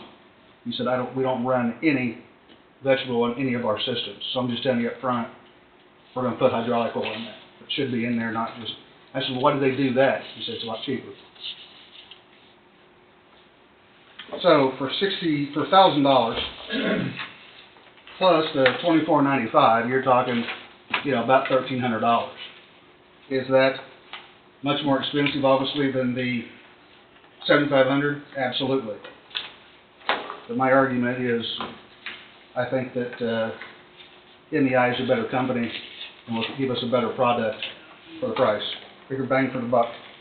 Looking through, it looks to me like Otis will stick us in the weekend after charges. I was gonna say, I think we'll pay on the backside. So, that's what we have, and that's from, I'm sorry, I want to apologize to Angie, I thought I'd forward this, and we wouldn't have to have you go into stuff at the last minute. But that's what we have, that's the companies that we're using around us, that, you know, everybody else is using around here, and so that's why we went with those two bids, those two companies. So that's the two. When does the current expire? In June, so the warranty expires for us in June. So, again, June 1st or whatever, we probably want to think about doing. We don't want to lapse it. That's correct. That's correct. What about who's maintaining the present, this building? Is that Otis? Barb told us it was, I don't remember the name. That's another company, yeah. Yeah, it's Siemens or something like that. I just want to make sure we don't let it, where they're at on their contract. I can't remember for sure. It's the same time. And we looked into whether Siemens could help with the new building, and they can't do the new building, so it's sort of to have a. Yeah, I guess we'll have one. One company take care of One company take care of everything, is, yeah. MEI provided references for Tom to call Johnson County Adult Detention Center, New Century Adult Detention Center. Both of those are in Johnson County, and then the Judicial and Law Enforcement Center in Douglas County. So those are some known names and locations that are probably bigger in stature, that have probably a lot more. Tom, did you check some of those references? I did just like Wade. I called around and asked what they had, and they said they were happy. They were good. I mean, to just be honest and be fair, Otis was very, you know, Wolf Creek used to use them, and they had a good reputation with Wolf Creek. From what I was told, it's just they priced themselves out of business. And so they had to go with somebody else, and so they went with somebody else. And it's just based on everything that we found, these are the two companies that we thought we'd use here in Coffee County, so we know they would be here to service other things. Right. Is why I called these two companies. Very good. But it sounds like we're consensus to go with MEI. Yeah, I think so.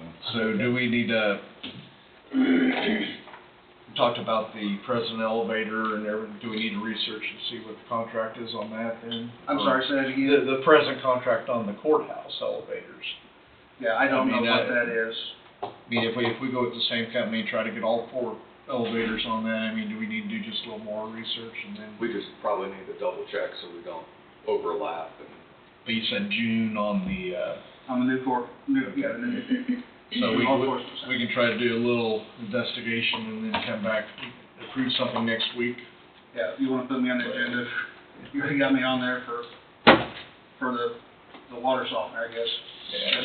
I'll find out from Barb when that contract's gonna expire, and I'll come back. Okay. Get all the particulars and we'll pass some formal motions. Okay. Tom, are these two piggyback together on start dates? Like if we've got another year on the contract in the courthouse? They don't care, whatever you want, Okay. they don't care. All right. They're not gonna care. Okay, thank you for checking in all that. Yep. We'll, plan on doing something next week then. Do you have anything else, Tom, right now? Just pay ups. Yeah. It's later. Right now, we're gonna try to slip in, Road and Bridge, quick little, we'll have Ryan have you come up real quick.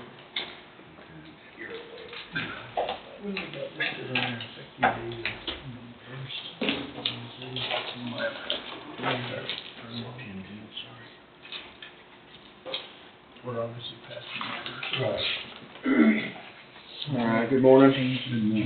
Good morning. A handful of motions here. first one is gonna be a CP2 for Danny Fry, this will be for summer help. Light equipment operator. Okay. I would entertain a motion to authorize and direct the chairman to sign the CP2 for Danny Fry, light equipment operator, solid waste, wage classification 30-01, wage $20.26, effective May 5th, 2026, number of hours worked not to exceed 1,000. I'll make that motion. I'll second that. Okay, McCurry moved, Thompson seconded. Any discussion on that motion? All in favor, say aye. Aye. They opposed, passes 5-0. All right, thank you. Next is a CP2, Gavin Cockle, so he completed his CDL, so he got that, here last week, I believe. So this is just a step raise, consistent with how we've done it when people have gotten their CDLs and they get their step raise.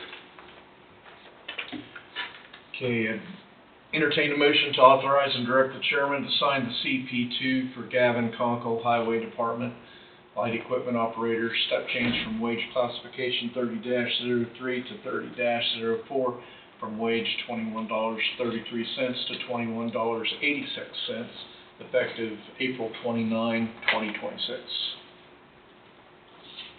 So moved. I'll second. Androff moved, McCurry seconded. Any discussion on that motion? All in favor, say aye. Aye. They opposed. Passes 5-0. Thank you.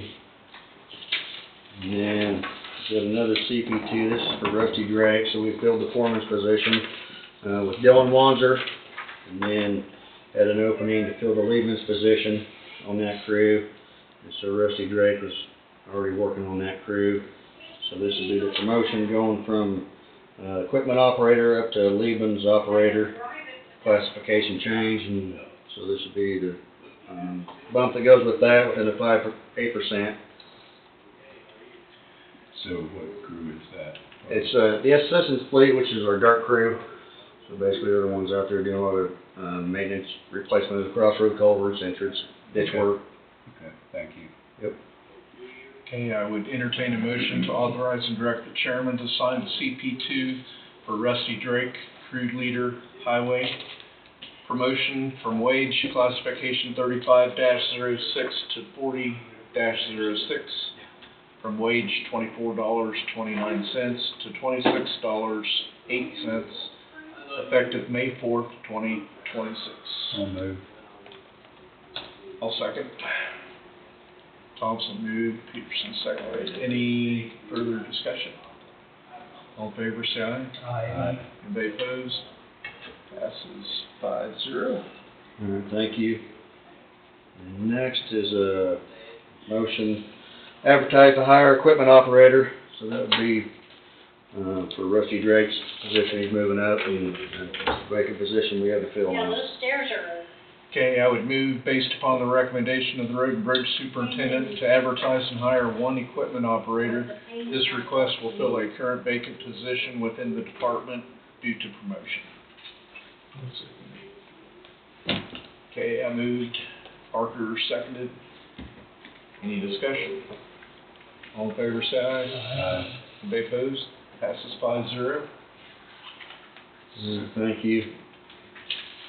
Next, we got some motions to award some asphalt. We had bid openings there last week, so you guys should have gotten that information on the 3 bids. Prices really come in about the same as what they did last year, so I was expecting it to be a little higher. So first one is 2602, which is St. Louis Road.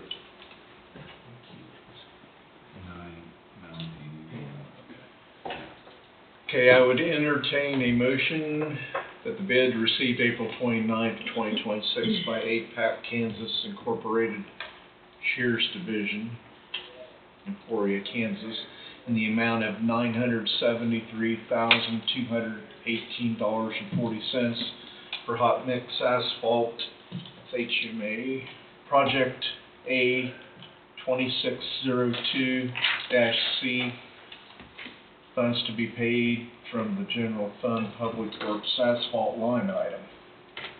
Make that motion. Second it. Okay, McCurry moved, seconded by Avendroth. Any discussion? Really close together. Yeah, I mean, that's very, very tight bid on that Very one. competitive. Yeah. Okay, any further discussion? All in favor, say aye. Aye. Anybody opposed? Passes 5-0. Thank you. The next one's for the asphalt project out here on 12th Road going west of Barberton. Okay, move that bid received April 29, 2026 by Kilo Construction, Ottawa, Kansas, in the amount of $1,261,620 for hot mix asphalt project A 2603-C, funds to be paid from the general fund public works asphalt line item. I'll move. Second. Thompson moved, seconded by Barker. Any discussion on that? So how many miles is that, Ryan? That'd be Emmer to Lanes, 7 miles, I think, 6 or 7. So you're coming all the way to the stop sign by the Yeah, golf it'd be course? from Emmer clear to the golf course there. Any other discussion? All in favor, say aye. Aye. Anybody opposed? Passes 5-0. Alright, thank you. And the last one here is for the asphalt project up on 16th from Trefoil to Yearling.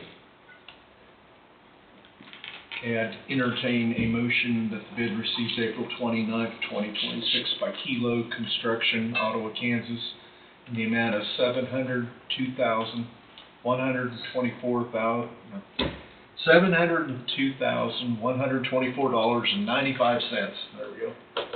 For the hot mix asphalt project A 2604-C, funds to be paid from the general fund public works asphalt line item in general fund public works special highway improvement fund. Make that motion. I'll second it. So McCurry moved, Peterson seconded. Any discussion? All in favor, say aye. Aye. Anybody opposed? Passes 5-0. That's what I had. That was enough. You guys have anything? Alright. Good.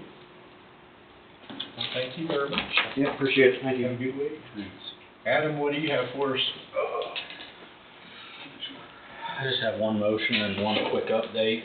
Our 3 one-ton pickups, or cabin chassis that we ordered earlier this year showed up early. They showed up last week, so just wanted to give you a heads up. I've got some beds picked out through Sandcrest over in Missouri, where we got our last bed for our Duramax that we got, I believe, last year for the bridge crew.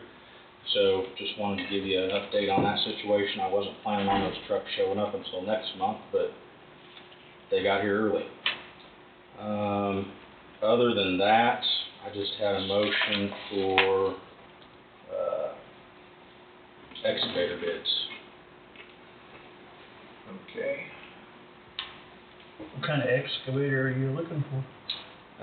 Looking for basically like a John Deere 250 or a Cat 326, talking about a Mid-grade. 56,000 to 60,000 pound excavator. Are we in need of one? Yes, we are.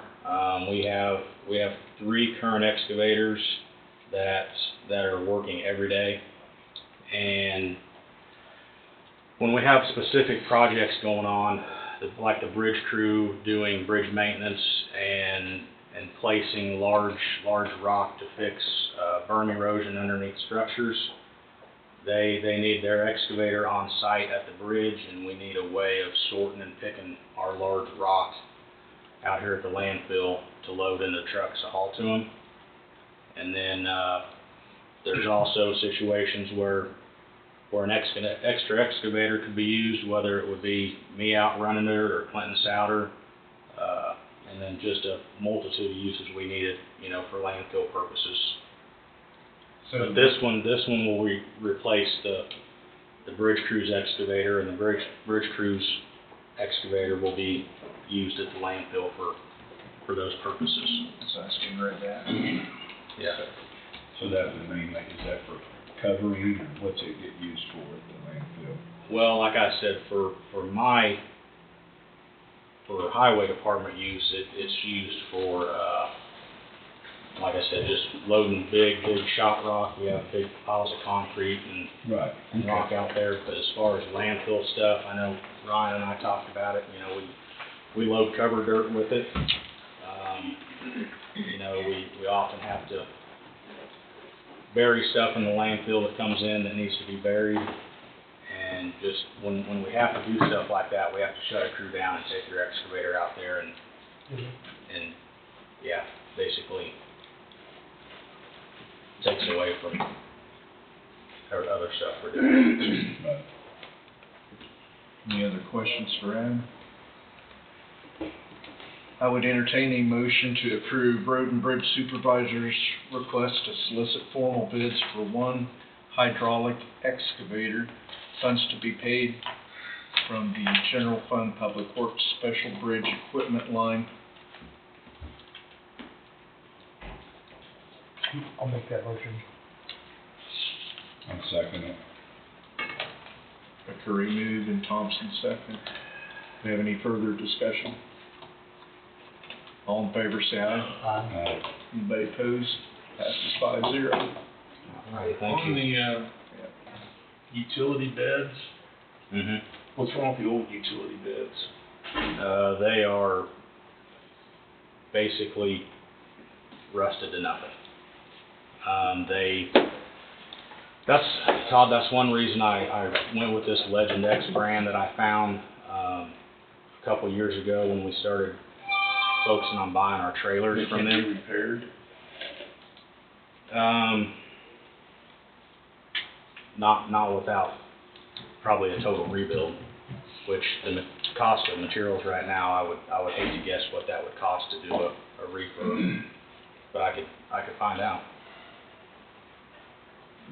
And then these so a lot of flatbeds are, when you get into cabin chassis, things change from different models, or I should say makes. Modifications can be made to put one cab onto, or utility bed onto another one. But you say they're rusted out. They are rusted out, and like I said, I would encourage anybody to come down and I can show them what we're up against. And actually, I've done a lot of research on these flatbeds, and these are pretty reasonably priced. You know, $6,500 to $7,500 each, and I can actually give you an idea of what I'm looking at here. So the top picture here would be one bed that I'm getting for one of the pickups, and then the next three pictures I'd be getting two of those for the other two pickups.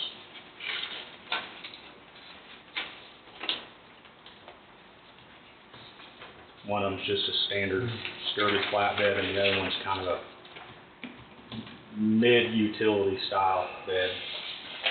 It's got some boxes on the front that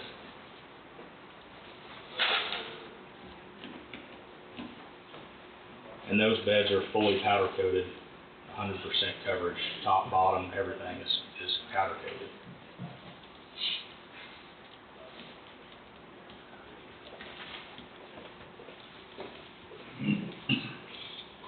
My theory would be if we rebuild them, that you could rebuild them, but I don't know that they're gonna last the life of the truck. Well, then we're looking at a truck that's 3/4 used up, and we're gonna wanna put a new bed on it then. So two of the trucks that we're getting rid of, two of the trucks we're getting rid of in replacement of these three new ones actually have just standard truck beds on them. They were on mower trucks. And then the third truck, it's really, really rough. Okay. It was a 2006 model that it's in pretty rough shape. 2006, you say? Yeah. 20 years of being around the road Yeah. products and stuff that's around. All right, anything Any else? questions, Brad? All right, thank you, guys. Thank you. Thank you. Next on our agenda is, BHSFBLA. Who is our spokesperson today? All of us. All right. You.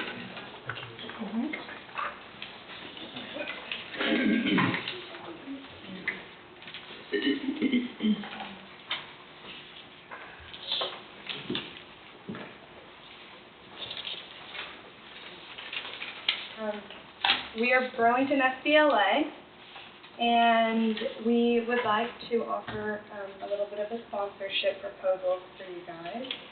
We are all going to nationals in San Antonio, Texas, and I'll have Corinne talk a little bit about who's all going. So a lot of our qualifiers couldn't be here today because they're at FFA like state competitions, and a lot of them are in FFA, and that's honestly how they were able to qualify to this, because like our parliamentary procedures team learned how to do this through FFA. So they're at FFA right now. But Arnez is here, and she also placed in Carlisle. So that's Mackenzie and Emma and Alana, and they've placed the past couple years too.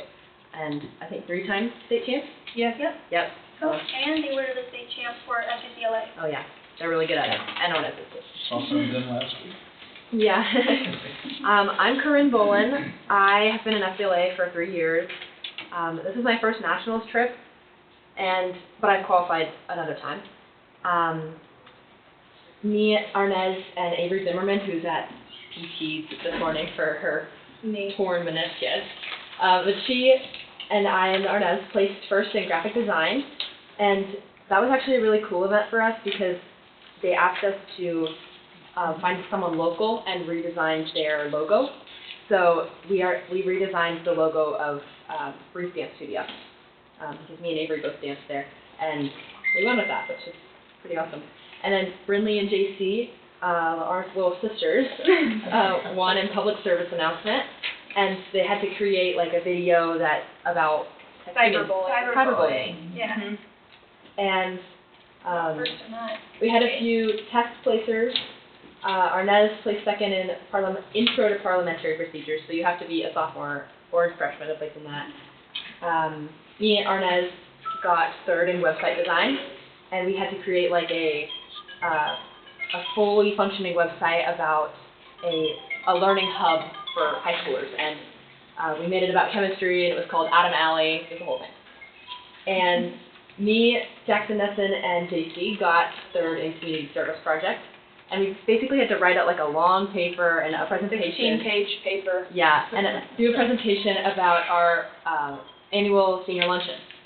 Yeah, the Thanksgiving senior luncheon. I don't know if you guys have heard about that a little bit, but DHS FBLA puts on an event at the high school for all of the senior citizens of Coffee County and the surrounding areas, and they get to just go have fun and entertainment from our band and different things like that. So it was a great way to involve our community and give back to the people that give so much to us. Brandon got fourth in securities and investments, that's a test, accounting, that's a test, and business law. He also placed in a few others, but those were the ones that like for sure qualified. Ali DiPaolo, who's not here today, she got fifth in advanced accounting, and then Macy Carlson and Bianca, which will lose to you, our Italian foreign exchange student, got eighth in international business, if that makes sense, because she's an international. And I don't think, is Macy going? No, they decided not to. Bianca's visa, unfortunately, would not allow her to come back to the United States.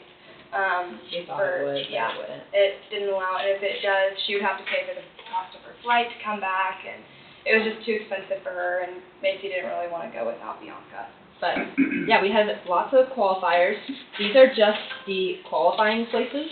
So there were even some more placers that didn't qualify because you have to be top 4. And then there were some like if somebody doesn't it's like, you can only take one event. So me and Arnez are not taking website design to nationals, because we're taking graphic design. So that position passes down to the 5th place in website design. That's why some of the 5th place ones can qualify, is because people have said no.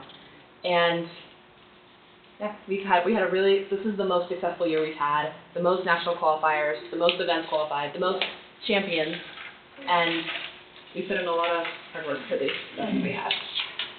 So on to the cost analysis. I'll talk a little bit about that. We are going to San Antonio, Texas, and we have 11 competitors going and 2 chaperones. Coach A, which is the athletic director and vice principal at our school, Miss Seidel, we call her Coach A, has decided that she will go with us as our other chaperone.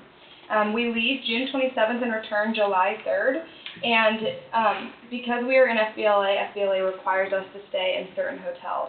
This makes it extremely hard to find affordable ones, and ones that honestly aren't already booked by other FBLA people. So we have decided that 3 to 4 females to a room would equal 3 rooms, and then 2 males attending, that would be 1 room, and then 2 advisors would have 2 separate rooms. So our 4 nights at the Marriott are going to be $1,319.44 a night, and that's for 4 rooms. So our total for our stay at the Marriott, which is the hotel that FBLA requires us to stay in, would be $3,277.36 total. And then we also, since there is a policy about you can only drive 10 hours, and we have a 15-hour drive to San Antonio and back to San Antonio, to and from, we would have to stay the night going up to San Antonio and coming back from San Antonio because of the district's drive limit that has been placed on them. So we just took the amount that it costed for a night at the Marriott times 2 because we haven't found hotels for the drive there and back. But hopefully we find something cheaper than the cost of $2,638.88 in total for those 2 nights. And in total that would be $5,916.27 for the total hotel stay. We will have to pay a parking fee for our 2 transit vans that we plan on taking. That would equal out to $240. And then last year when we went down to California, we ended up figuring out that we would need about $350 per person for food costs and expenses as far as lunch and dinner and breakfast for our kids. And our hotel this year does not get free complimentary breakfast, unfortunately. We tried to get that one, but it was already booked, and by the time we figured out from Bianca and Macy if they were coming or going with Bianca's visa, that one had booked up. So the registration is $195 per student and $100 for chaperones, so that is $2,145, and so our approximate total for the entire cost is about $12,151.27, which is much cheaper than Anaheim, California. One also because we aren't flying this year, we made that decision for cost reasons. Yeah. So, our next one is about fundraising. Brandon, would you like to elaborate on that? Sure. So, we've been fundraising for this trip since we went to nationals last year. Like, we've been catering for bingo nights at the country club 2 times a month. We've been doing monthly concessions in the hospitality room. We've done bake sales. Like, a bunch of the students have gone together and they've done a coffee bar in the mornings for the high school. Yeah, we have been striving to pay our own way as much as possible, and we put in a lot of work in order to raise some money, but as you can see by us being here, we kind of need some more. I'm curious, how much have you raised so far? That is a number that maybe my... So, I don't have the actual figure, but what we did is we tried to, every time when we would do, like, we're doing the bingo at the Floyd Lewis, like, every other week on that. And so we've just been keep adding to that amount. And when we went to state, we also had to pay for hotels there. the district doesn't pay for that. So I haven't, taken that number and just subtracted out what No, that's- it was for that. That's fine, I So- was just curious. Yeah, and then we did pay for one meal at state. How much? We went out to dinner that night, and that amount was like, there were 20 competitors, and I think that amount was almost $500 for dinner. Sure. So it's just the cost right now of dinner and everything is just unbelievable. It's crazy, I know. So it really is. And we want to be able to give our national qualifiers, the financial freedom to be able to go experience different things too. So in the past, we've gone places that have given people not only the FBLA experience, but just being able to experience the world. I know last year with going to Anaheim, it was Brandon's first time ever seeing the ocean. And so that was a cool experience, and it was just things like that, a lot of our kids are involved in, like, farm activities, being a part of FFA and Parlaw and different things. And it's hard for people to take vacations right now, especially with the cost of everything. So it's giving these kids the opportunity to be able to go out and experience. So you got to swim in the ocean, right? Yeah. I did some body surfing, that was fun. Yeah. Oh, you're ready. Okay, with all this talk, with FBLA, why is it important? FBLA stands for Future Business Leaders of America. FBLA has a code of ethics. We selected these 3 points to share with you because they resonate the most values with FBLA. Seek to improve my community and contributing with my efforts and my resources to worthwhile projects. Seek to profit from my mistakes and suggestions and criticisms directed towards the improvement of myself and work. Approach each task with confidence in my ability to perform my work at a high standard. On the page, there's a picture. That picture is from the Thanksgiving luncheon that we were talking about earlier. That's actually what placed us third in their event, which they are going for nationals for. I would like to point out that did involve over 100 senior citizens. So that was really nice to have them be able to be a part of that. So go ahead, I just wanted to show the number of that. It gives us a lot of opportunities to, like, go out and improve ourselves. I know last year as a freshman when I was in FBLA, I was in public speaking, and I honestly was not that good at it. I got so nervous. I'd never talked in front of a lot of people, and now I think that I've gotten so much better because I've had more experience and I've practiced more, and it's given me an opportunity to be a better speaker in front of people and not get as nervous and worked up about it. I feel like this event has helped me get out of my shell more. I encourage a lot of future freshmen or other high schoolers to do this event. And also, FBLA within Burlington High School aims to prepare students to be leaders within our community, to lead it to grow as better, more and more prosperous place for us all.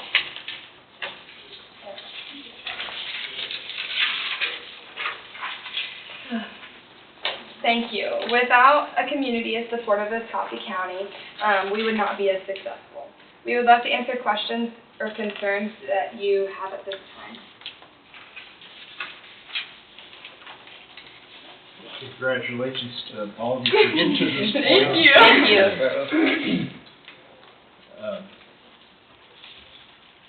you. You were here last year, correct? Yeah.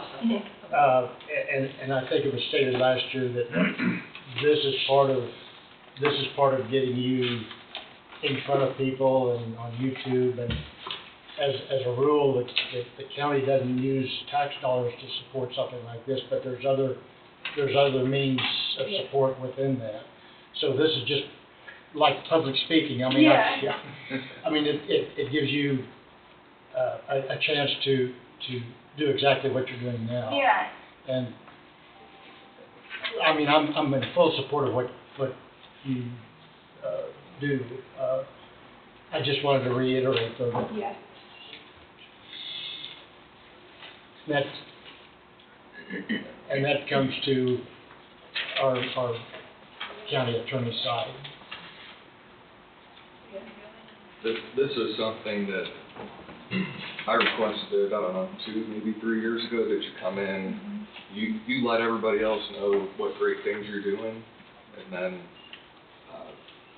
I use violators of the law who are getting diversions through the county, so it's non-taxpayer money to help you do what you're doing now. I can't cover the whole cost through the diversion fund, but I can cover part of the cost, and that's what I plan on doing. So I think you're doing great things. I think that what you do here sets you up for the future, and being here to tell this board and the people watching on YouTube, you can go back and watch yourself on YouTube later if you want. And I mean, thanks to you guys, like, we've gotten so many opportunities to just improve ourselves. I know that it helped me with my future college applications and different scholarships. I know that being able to put that I was 7th in the nation for client service really helped me with my leadership skills. And yes, it's been very helpful and very just eye-opening to see different ways that we can improve our community and get involved. Yeah, even if a lot of us aren't planning to go into business and be a business leader, but it sets you up to be a leader in all sorts of things. Like I'm majoring in chemistry next year, but I still have loved FBLA, and business may not be my core interest, but like I found events within it that I can be successful in and learn more about speaking and leadership. Well, you've all done a very good job in your presentation. Thank you. Yeah, this job for me has helped broaden my horizons. I mean, I've dealt with all my employees and everything before, but this has been quite an experience for me. But you guys did very well. So thank you. One thing you guys might wanna look at when you're driving vans, I didn't see it on here, steel. So, yeah, actually, I'll answer that. So, there is, with the districts, there are some guidelines. And so, they have said in the past they will pay for transportation to and from the airport. And so, with fuel costs being as high as they are. 2 vans. Yeah, and 2 vans, and then you also have the parking overnight and tolls and all of that. So those are things that I still am meeting with because we have new admin. And so just making sure that we have everything organized correctly and all of that spelled out completely so there's no confusion. Is the plan, so. Yes, I guess that's what I was going to ask, is the district helping? So the district, it's my understanding what they did last year, and that's all I can speak of because we, again, have new admin, so I just want to make sure that we're all on the same page and there's some turnover that way. But the last year they did cover both of the hotel rooms for the advisors, which was a huge expense. Oh, sure, sure. And so the cost that they put in there was not including our rooms. It was only including the student rooms. So a total of 4 rooms is what that cost was. And then last year they did cover the cost of us to take the vehicles and go to Kansas City and park. The parking though in the hotel or in the airport was on us. So what's unique about FBLA is it is not CASA, and so there are different rules and guidelines that are in place. And so the food, like when we all went out to eat at State, that was based on our fundraising, so about that $500. Hotel rooms, again, was our cost for, so that's one reason why, I mean, we had last year pushed so hard in those last few months after we found out the qualifiers that honestly, with me having a senior, I was like, I can't do that, and I stepped into this new role too as an advisor. So we just appreciate all the support that you guys have shown in years past, and we appreciate you guys having us here today. So does that answer that question? Yes, it does. Yes, it does. I will say that for the other national trips that other clubs are taking, like I'm going to Forensics Nationals this week. They're paying for our fuel because we're driving up to Minnesota. They're paying for FCCLA fuel, right? You're flying. Okay. They should be playing their Kidwin Steam. Steam team is driving up to Madison, Wisconsin. They are also paying for their fuel, I believe. That'll be a great. It's not completely confirmed, but it's like 80% confirmed. You even seem to have an expectation. Yeah, absolutely. Yes. We'd fight them if they did. We'd die one. Do protest if you don't get that. Stop the board meeting. But it is, I mean, that was something we looked at as far as flights. The average flight was about, $450 to $500 per person. And so, and the interesting thing about that was the flight times were not very good for that, even for the. They're gonna be really early in the morning. And really missing awards and stuff like that, so. I see. Like, we'd have to stay extra days and stuff. Yeah. Any other questions for them? Do you have to lock in a registration to get an early bird registration? Yes. Yeah. We have, And by when the is that? 15th, By the we have to 15th. have that finished, yeah. So and that's for students and chaperones, or Yes. students only? Yeah. Both? So the 2145 is, Was only the student. Because okay. we're hoping that the district will do what they did last year, which was cover the registration for both ours. So if anything, you need that immediately? Yeah. Yeah. I'm asking because someone came in last week and I was told after that was a imminent thing to get that locked in. Great question. Are there any other questions? Wish you guys good luck there. Thank you so much. Don't spend too much time on the Riverwalk. You guys did do a good job today. Thank you so Thank much. you. We really appreciate it. Yeah, thanks for Thank coming. you so much. Thank you. Thank you. Thank you. Good luck. Good luck. Thank you. All right. Good luck. Thank you. Good to see you too. You're not quite as nervous this year, right? No. Thank you. Thank you. Thank you guys Thank for you. your time. I appreciate it. Thank you. Thank you. Thank you so much. Good luck to you. Thank you. Thank you. We appreciate it. Thank you so much.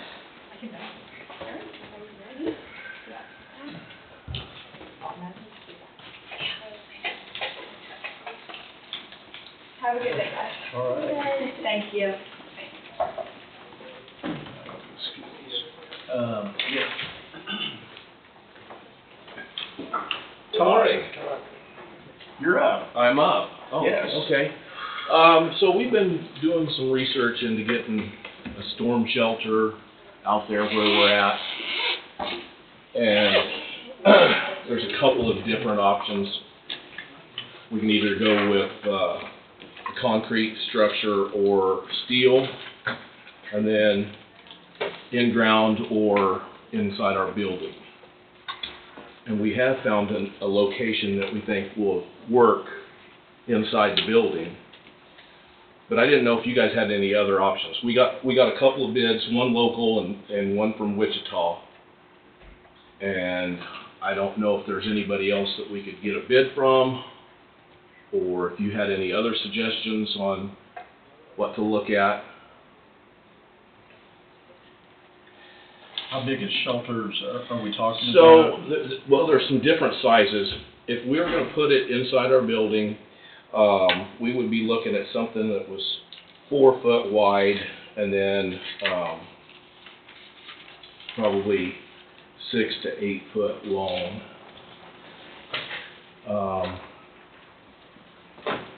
We talked about having one in ground, and we were kind of steered away from that because of flooding issues.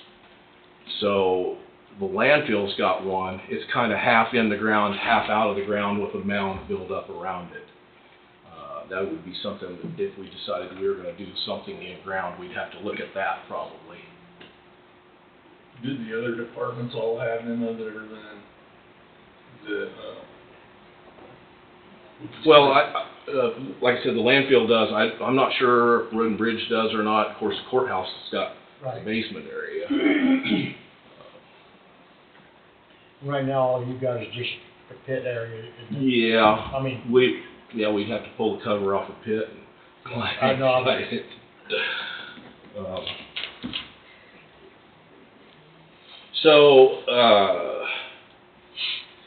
I mean, if we're looking at a 4x8 steel shelter, the cheapest price we got is $6,800.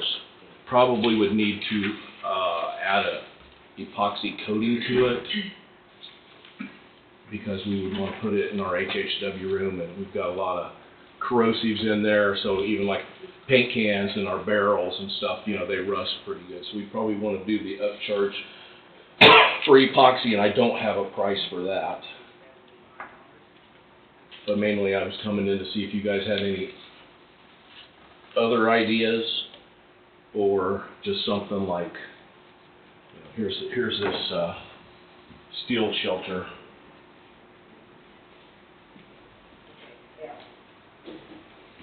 How much? That one's from the guy in Wichita that bid, but locally they can do steel as well. What about the concrete? The concrete, I don't think we could do a concrete inside our building just because of the space available and the door size. We've got 4.0 doors, so we could go in with the 4-foot steel shelter, but I don't think concrete would work in there. So then that would leave half in ground, half above ground. I was just thinking of the corrosion was all. Right.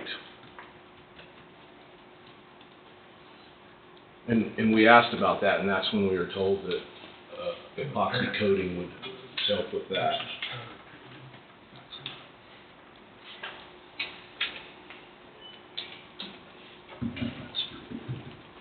So is this bid, Todd, is this a local bid?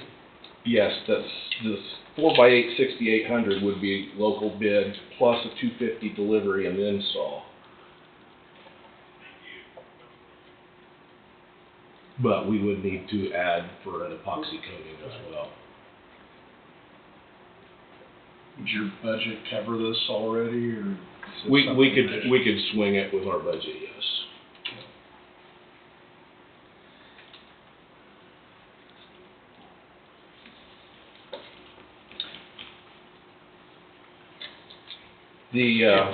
The guy from Wichita doesn't have a 4-foot steel shelter. He's got 6x6, which wouldn't go through our doors.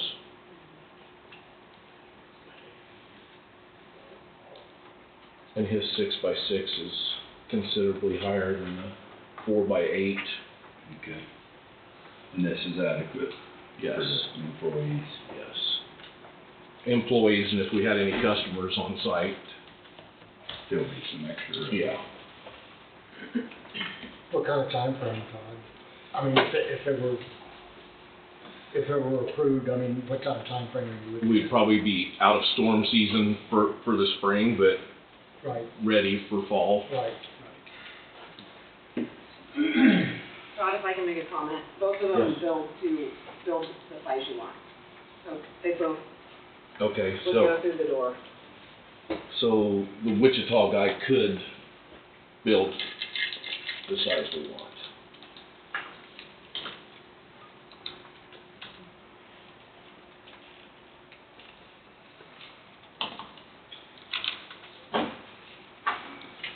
Comments, suggestions?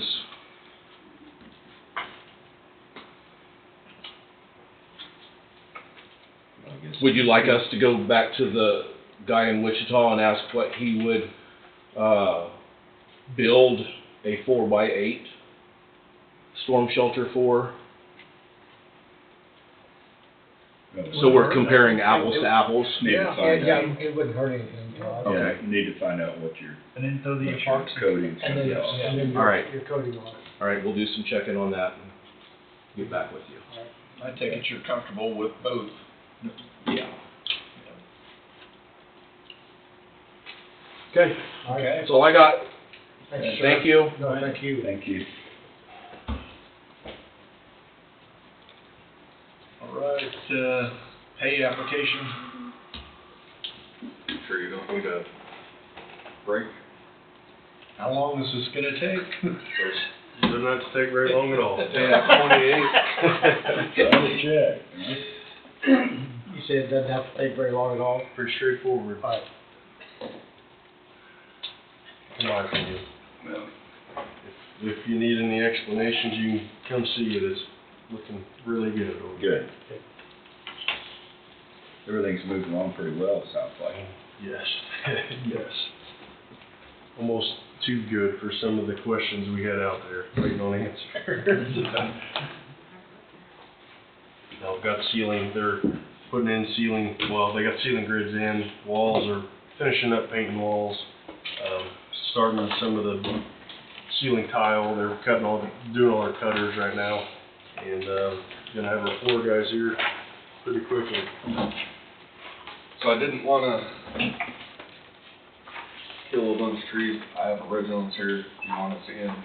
This is for each of them. They have stop, and then it goes in sequence to change order 48, 49, and 50, and each is separated by a paper clip. So, payout 28, hard to believe we're 28 payouts in, but we are.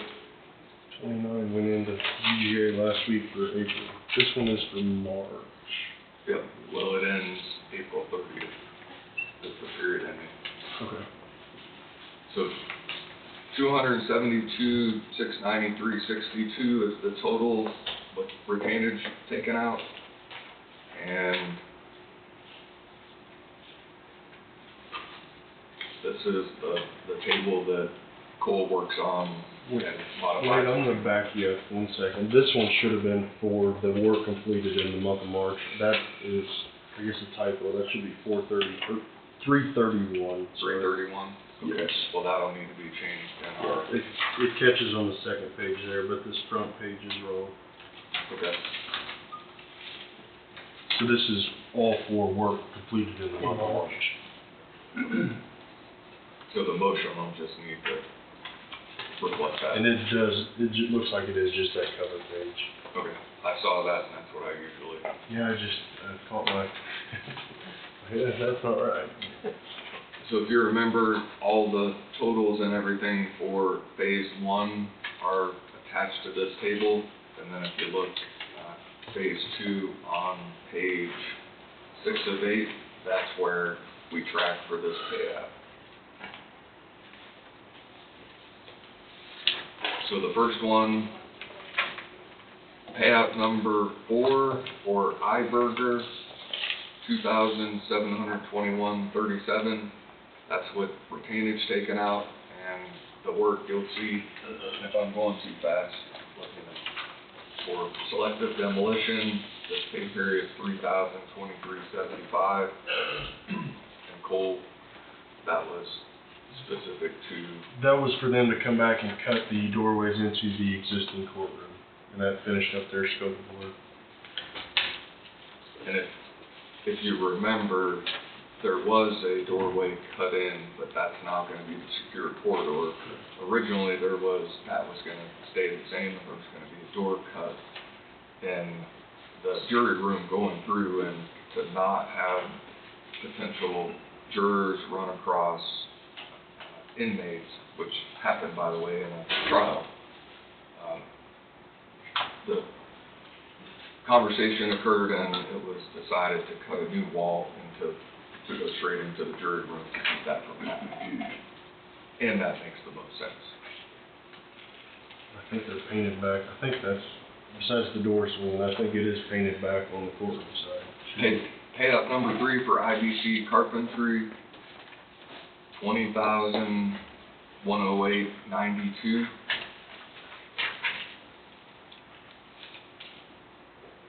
For this period, they're on general conditions, rough carpentry, and door fixture hardware materials. This is the lion's share of it, $9,850. If you've been over there, I went over there Friday. It's a whole different. You have to stand there and figure out your internal compass and figure out where you are, because it does not look the same as what it used to be. No. So that they had stored materials is the photo backup for their specialties, that the fire extinguisher cabinets and bath accessories is what they built for in the storage side there. Which they even spelled coffee right. Next, Higgins Group, payout 16, $15,467.11. Retainage taken out, and that size to, Yeah, I was gonna say they've been provided a breakout for this cost. so Should be general conditions, wall and wall metals framing. framing, carpentry, building insulation. So the month of March, they were framing walls and sheet rocking walls.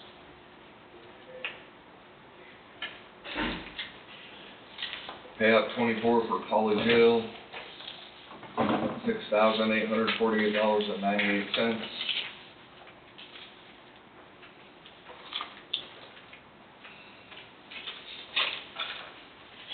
$425.25 for Phase 2 project management, software programming for Phase 2, $1347.30. Security hollow metal, $5,067, and security electronics for Phase 2, $770.42. So they shift a lot of the cameras and the camera equipment, the intercoms, that type of stuff, and it's what they're billing for. That stuff was on site, and it's being installed now, but was on site in the month of March. The security hollow metal, 5,000. That would be the intercoms and the button, the door hardware, or the door security stuff. Which would be for the secure hallway. Yes, there's five doors that are gonna be controlled by Central. 4 or 5, Yeah. McElroy's payout number 3, $104,352.30. They seem to be the big one.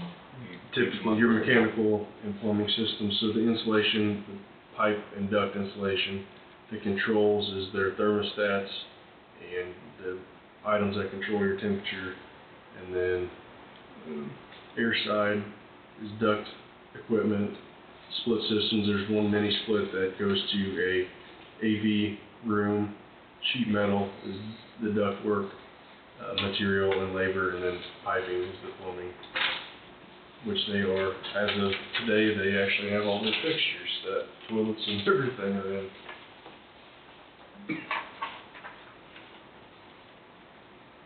That is the breakout that goes at the end. I'm not sure why it was in this sequence, but that's the Shelley breakout for. Well, it's first, so. Yeah, that's. We'll look at this.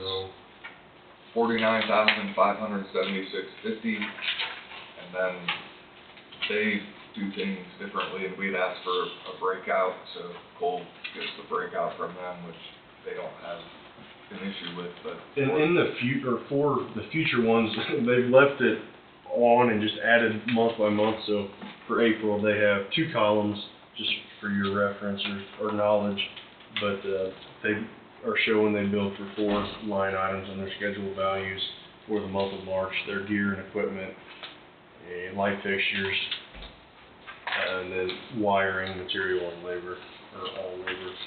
So that's the breakdown that'll correspond with that payout, which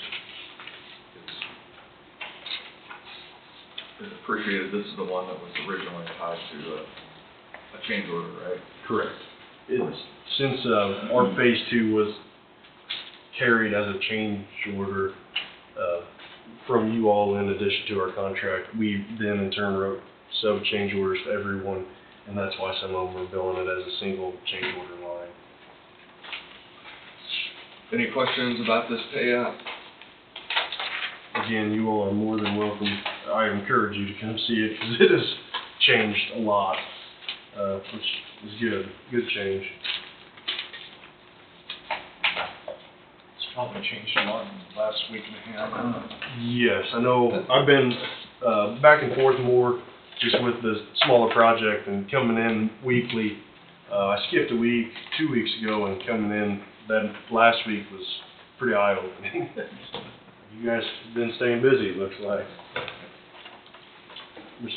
We've had some good crews in both projects.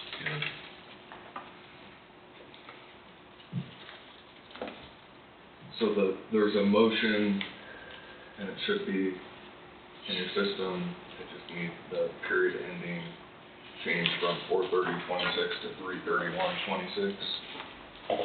Outside of that, it should be, Wait, it should be 3/31? Yes, for period ending. Are you looking at it there? Mayor. Yep.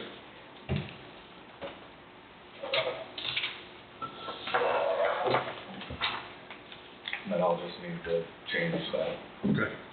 cover sheet, or will you guys need to re-sign that? Okay, I will entertain a motion to approve the application and certificate for payment. Application number 28 for period ending March 31st, 2026, submitted by River City Construction LLC in the amount of $272,693.62 for work completed, reference the Coffee County Law Enforcement Center project associated with Phase 2. Funds to come from the Jail Construction Project Fund, which is Fund 111. So moved. Second that. Okay, Abendroth moved, McCurry seconded. Wait. Ed Thompson seconded. Any further discussion? All in favor, side? Anybody opposed? Passes 5-0. Next, moving into change order number 48 revised, and it's revised some internal requests for changes to the original change order 48, so that's why it's revised. And that was all done behind the scenes. Ultimately, you'll see this change order contemplates multiple potential change orders internally that were tracked by River City, that being 85, 88, 90, 92, and 94. So that total for everything all together is $10,975. Starting with potential change order 85. This was due to, in one of the existing jury room bathrooms, we had to tear out the wall to get the new plumbing piping to fit in the wall, but it was tied onto existing piping. And that's just $325, right? Yes.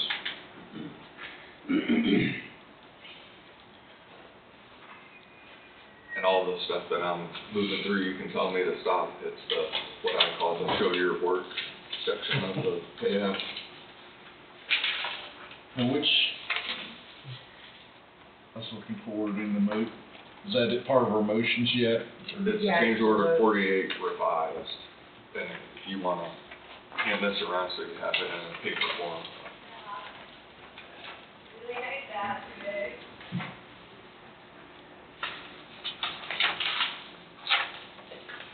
I was looking for that $325. It's carried, that total, Okay. change order 48, they're all wrapped into one. Okay, so I'm not gonna find that specific dollar Correct. amount. Okay. No, if you look, change order 48 includes what we just talked about, and then the next 4 that we're gonna talk about, the potential change orders, which is why it's confusing. Okay. A lot of different numbers. Potential change order 88, which is also part of 48 revised, is the, There was some, wall finish. you know, carpet, some finish changes, to change the carpet from one of the carpet types we got rid of, so we have only 2 carpet types now, and there was an upcharge essentially to their product. They're gonna put that in the courtroom, was the request, and they added, a different paint color on some of the office walls. And right there is the carpet change. Correct. So you see delete an adjustment and then going with this other carpet and what the difference is. So when you say they decided to put another paint color in, who's they? This came from the, I guess, district court staff through the sample process, submittal process. Or was requested at that time. And the same for the carpet. Yes, sir. But those colors are already spec'd out in the original quote? Not this one. This one was, putting a accent wall, changing one wall in each office. And here's the, sort of the blown up map, it's that blow up area So right there. the north wall, is the 4 offices that are the accent, and then, the courtroom was the only area of change for the flooring.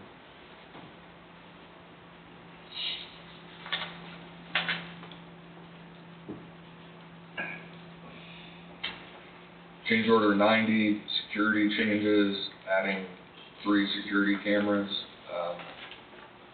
that something you want to talk about, adding security cameras to supplement to the system? Just putting cameras, like one's in the courtroom, one has to be in the corridor, the secure corridor. There's places that we wouldn't have had coverage if we didn't put these security. There was one on the exterior of the building that was picking up some of lapse and camera coverage as well. Yeah. But looping in some areas into our system rather than the system here, more or less. And it ties into the main system, so there's. Correct. And that'll be viewed from the court security office and from the sheriff department's side. It's all will be one at that point. Had the biggest cost, there's a camera of $1,700. I couldn't believe, what is the cost here? You can tell me to stop if I'm moving too fast, or if you want to see anything. It's like buying diesel fuel.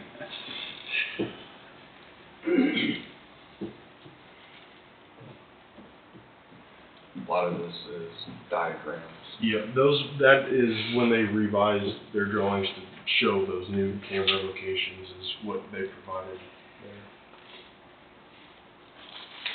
92 is removing, replacing north courtroom wall.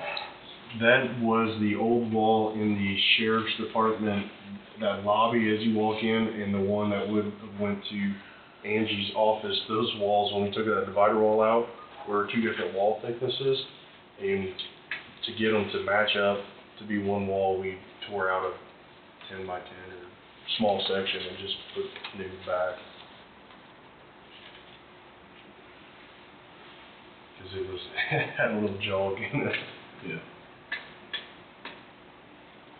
So show your work section now. 94 framing at the windows, south corridor. There was 2 windows in that south corridor that we, I guess in conversation on a walkthrough, could not be in that secure corridor, so we framed those in. And then there was also the windows in both judges' office, I guess it's both judges' offices. The windows went taller than our ceiling height, so we framed a little header in them. And the windows in the south corridor were not originally discussed or contemplated in the original discussion. It was after we were in one day looking around. Yes. We saw inmates who were being transported from the jail to the courtroom didn't need to have open access to Victims, witnesses, and everything else. You could see both in and out of Yeah, them. so we need to take care of that issue. The windows remain, essentially, all we did was frame them in, cover the backside and frame them in. and if you go in there now, you don't even know they were there. So that's all of 48 revised, and what I'd request you to do is take all of the change orders all at one time. They're embedded within each other, unless you want to take one out in the motion. So moving on to 49, these are the types of change orders you'll like to see because it's a credit. 49 revised deals with the church pews removing those from the project scope. And that's a credit of $18,508. Now, that may be somewhat misleading from the outset because we went out, purchased picked up and purchased some pews from Fayetteville, Arkansas, but they're going to need to be refinished and then cut down, and there's going to be a cost associated with that.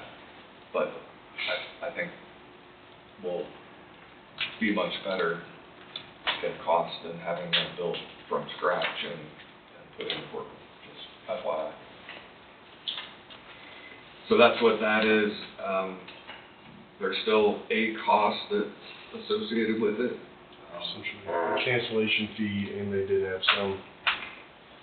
they did their submittals and their samples, that part of the cost, but there was a cancellation fee included in that, unfortunately. Yeah.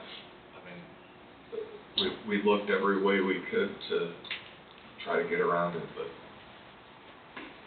that's the cost of doing business. But I still think we're going to be better off. And I mean, what you were wanting, your pews. So that's 49 revised. Any questions? 50 revised is another credit for, so if you had been in the small courtroom prior to the renovation, there was a small courtroom, and Ron Strutter had built what we call our portable courtroom right now. If you want us to get it, it's down in the basement. It's actually where the court on Wednesdays, when we have two courtrooms operating at the same time, will hold court, and they're on wheels. The question to Ron Strutter, who originally built not only the big courtroom, but the small courtroom, the portable courtroom, was whether we could utilize the existing pieces and implement them into the courtroom, and he indicated he could. So to have him do that with what he had already built and designed, and then put that together and incorporate that into the scope of work for the small courtroom, that's what this pay-ap's about. So you see it's a credit of $23,886 to repurpose what we already have. It will, there'll be a cost associated with him, Ron Strutter, doing that, but I think we're going to be better off. So essentially this one removed, there was a short wall in between this is the galley and the front of the courtroom that it removed. It removed the judges' benches and the platform, the bulletproof paneling that are in that, and it also, there was some wood or some wall paneling behind the judge's bench that it would remove as well. This does not remove, it still includes the electrical cost. There's some outlets, duress buttons, that might be about it as far as data in that bench that we have to get coordinated. Like in this, it states that it does not include any remobilization costs for those guys to come back. I was given a rough number of around $1,000 if they do have to come back. I don't know, I know you met with Ron on Friday, but I just wanted to kind of line that out and make sure everybody's aware of what is not, it's not in our scope anymore, or would not be. And we've talked about, probably Sheriff can say better, but the ballistic paneling that goes behind the bench with the current security setup, the conversation is that needed? When it was put in and installed previously, you didn't have you had a wide open courtroom where you could go down that hallway and have open access. Here, you have a lot more controlled environment. Is that a fair way to say that? Fair way to say it. And if somebody comes in and they've made it that far, then you have a bigger problem. So, and those are from what I was told, about $800 a 4x8 sheet. They're not cheap. I don't know the number, but they're not cheap. So what's not included in this, and what will come at a later date and time, Cole and I are kind of working through the details for the $1,600 to go pick up and purchase the church pews that are gonna be utilized now, for the travel, which would include fuel, and, we have the one Doug trip to Kansas City where there's a U-Haul bill.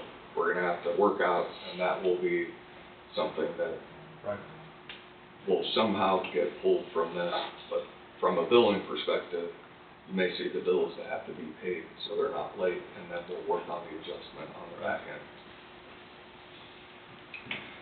So outside of that, unless there's any questions, I think you're ready for change order 48 revised, 49 revised, and 50. Okay. The motion will read. For the board to approve and for the chairman to sign the following change orders regarding construction related to Coffee County Law Enforcement Center Phase 2 as approved by River City Construction. Change order number 48 revised with costs associated with potential change order 88 associated with unforeseen wall furring, and this will be a deduct of $2,326 for owner requested finish charges. Potential change order 90 associated with owner requested security additions, which is a deduct of $5,462. Potential change order 92 associated with unforeseen courtroom wall adjustments, which is a deduct of $1,061, and potential change order 94 associated with owner requested additional window framing, which is a deduct of $1,801, with $10,975 to be deducted from the project construction contingency. And then we have change order number 49 revised with costs associated with potential change order 87 associated with removal of court pews from project scope, which is a credit of $18,508, with $18,508 to be credited to the project construction contingency.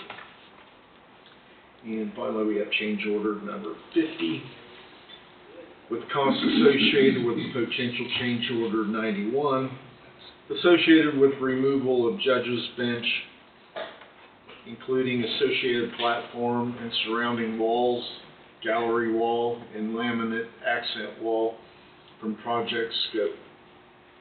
It's a credit of $23,886, with $23,886 to be credited to the project construction contingency. And this is with no change in the project guaranteed maximum price of $27,687,737. Do I hear a motion? I'll make that motion. Second it. McCurry moved. Avondra seconded. Any further discussion? All in favor say aye. Aye. Anybody opposed? Passes 5-0. Thank you all. I have all the originals. Anytime you all want to come over, you're more than welcome. It does look good, right? Yeah. Thanks. Thank you. Just a little, Or do I need to?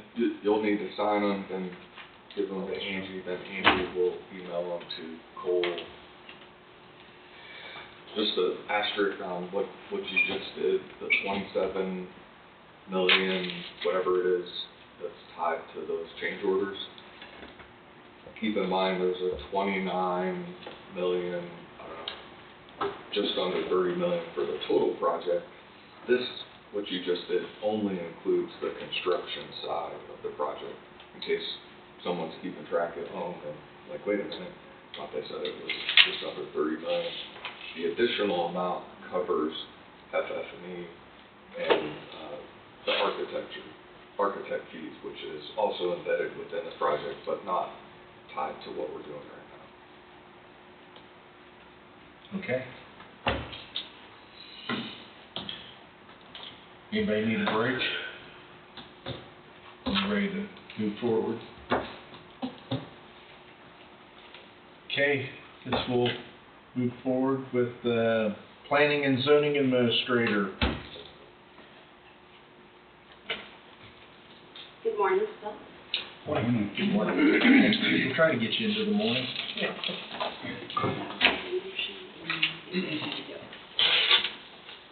Okay, so as part of my job as zoning administrator, I'm supposed to bring you guys also issues that I have with trying to regulate our county.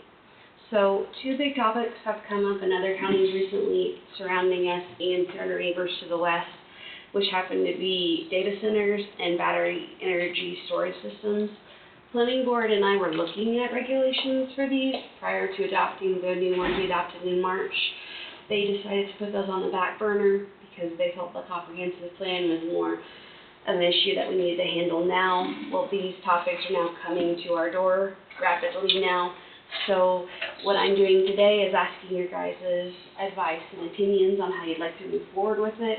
So as of right now, since we do not have them in our regulations right now, we are basically opening the door for them to come in with no, pretty much very little setbacks with what would be in whatever district they're in, which could be the 35 feet or it's or greater than where it goes from the middle of the road to 80 feet or whatever. That's the front yard setback. So that's very little compared to how big these structures can be.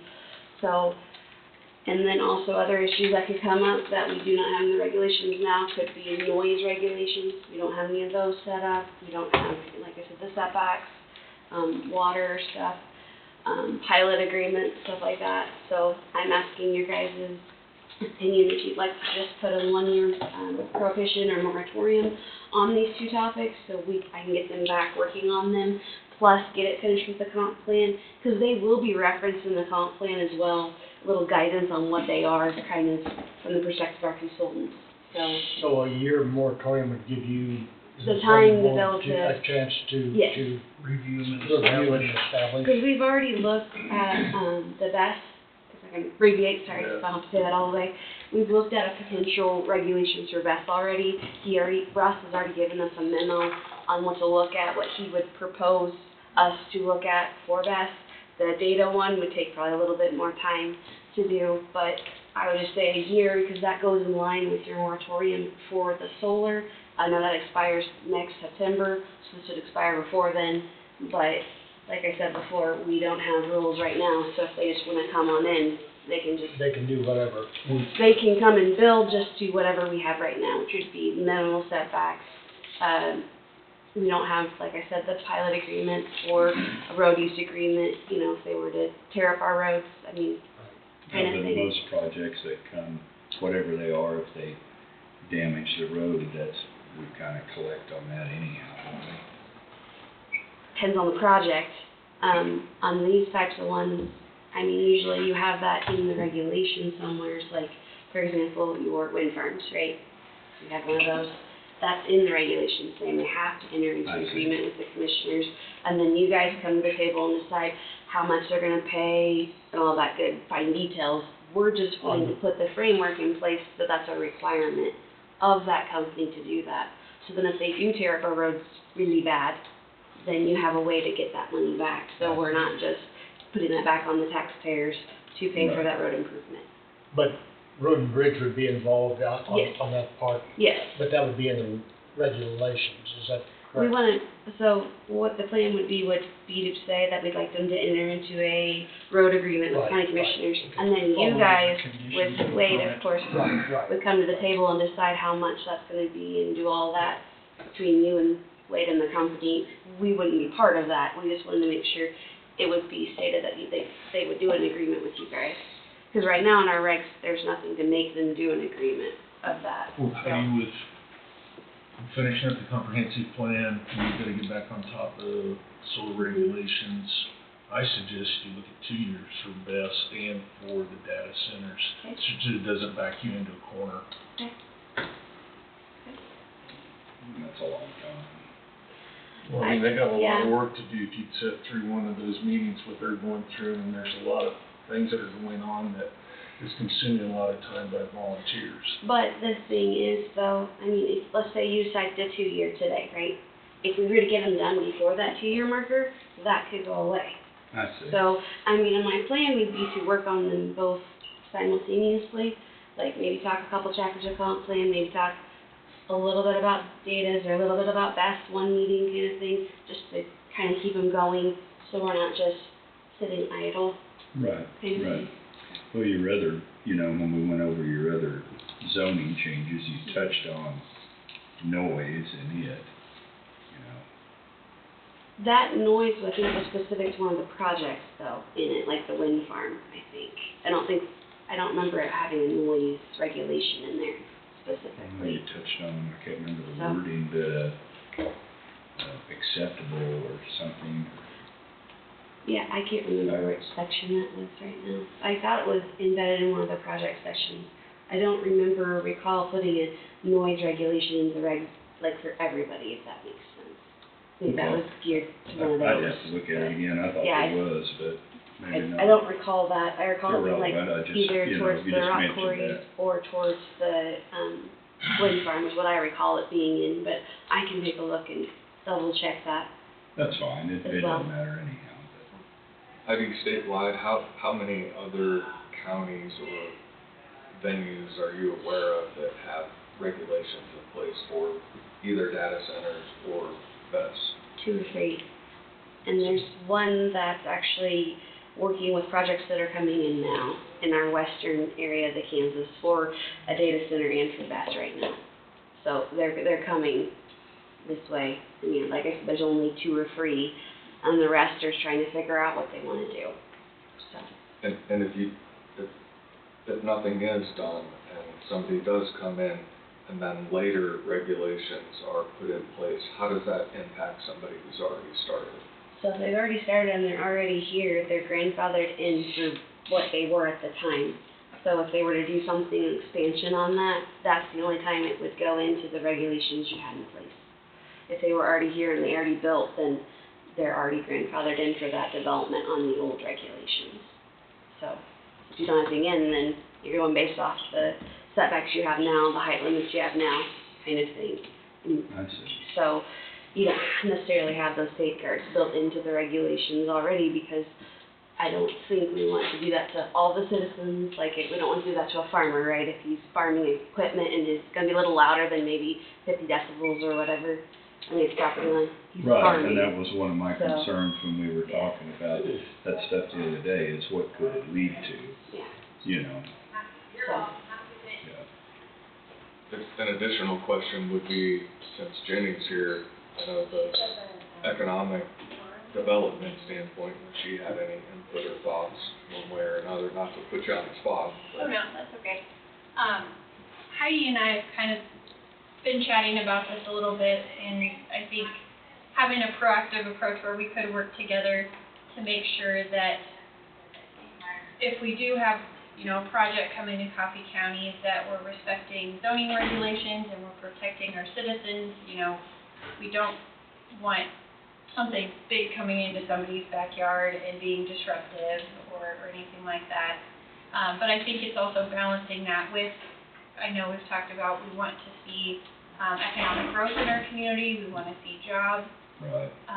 So that's kind of my 2 cents, is if we're looking at these regulations moving forward, I think there should be, and I think we should plan for that. But I also think we need to recognize there's different sizes and different levels. If you're talking about data centers, there's huge projects like they're seeing DeSoto, but there's also data centers or similar projects that are maybe only 5 acres. They may be using less energy, less water. So think about that too, because I just hesitate to make data center a bad word to say we don't want anything coming in because there could be opportunities that fit our community, Right. that could be a good project for us. So I think we need to also think about that.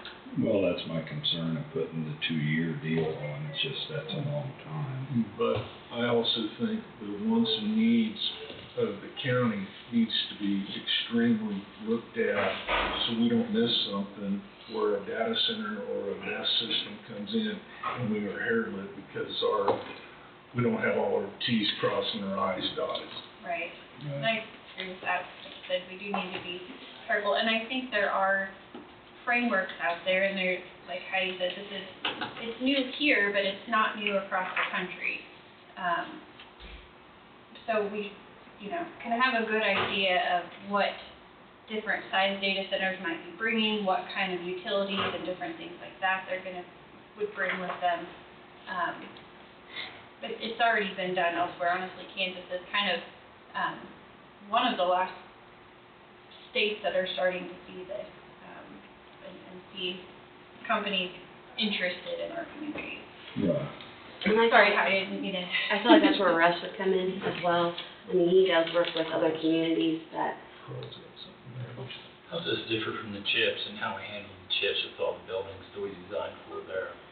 Is there a height difference, or there's noise differences that it's different than what we was doing with the chips? Are we reinventing the wheels, is my question? No, because the chip one, we were able to put it into the industrial district, and it was part of one of the uses you apply for a special use for. So that one was a little bit different. It was zoned for it, where right now we don't have these in any of our zoning districts. So when someone comes in, there's no guidance really of what way to go with it. We don't have a framework to say how much decibels should we set the noise level out? How far away from the property line should it be? I feel like you need uniform regulations across the board instead of just going, oh, they came in, let's just put 1,000 here. The next one's at 1,500. I feel like that's too over the map, and so that's why how that one was a little bit different. We were able to cater it with the regulations we had in place because of what it was zoned as. So. But was that, what you're saying, Carl, could some of those regulations that we already decided on I mean, for what's up the there big be difference? pretty Are we easily? reinventing it, are we making more details? That they could be pretty easily just a adjusted question, to that's all fit I have. that. Is I that don't want us to correct? reinvent the wheel either. Could you take these and put them under the conditional use for the industrial like we did the chips? Yeah, we could do a conditional use for these, but then like I said, if you don't have a standard across the board, the standards could change each time it comes in. I mean. These would be considered industrial though, wouldn't they? Yes, I would consider them industrial use. So maybe we could take and do like we did with the chips, where you had to get the special use permit for the chips application. Mm-hmm. Well, it would still go under the conditional use. Yeah. But then you have regulations that are defined on how, when it comes in, this is what they need to apply by because. Setbacks, height restrictions. Because in the industrial, that's what you would go by if it were to come in right now. Right. So maybe you'd rezone it to that. Well, I think it needs a little bit of time to get researched into it to make sure that if it does happen or if it doesn't happen, either way we're covered. So. But just because if we did a 2-year moratorium, that wouldn't mean that you would continue, you would start as soon as possible with this project. And we've already started with BAS a little bit. Okay.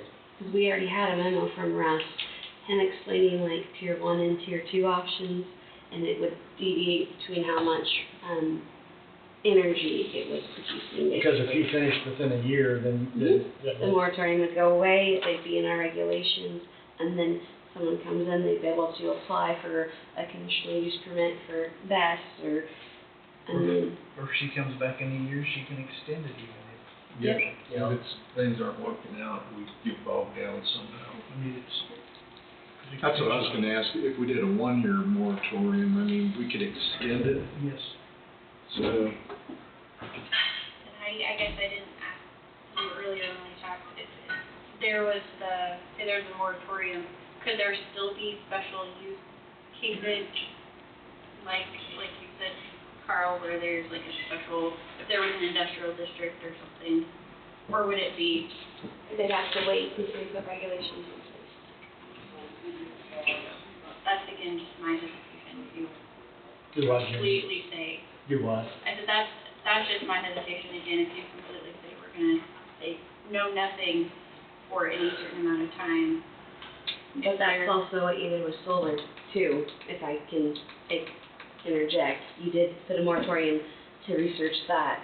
I mean, this is a little You're different right, news. you're right. And I get that they're gonna bring money in, but I feel like safeguards, if you feel like they need to be put in, then this would be your best option. Do 1 year, and then if I need to come back next year and go, hey, it's not quite working out, we found this loophole, or So this we could- issue with it, can we extend it another year or something?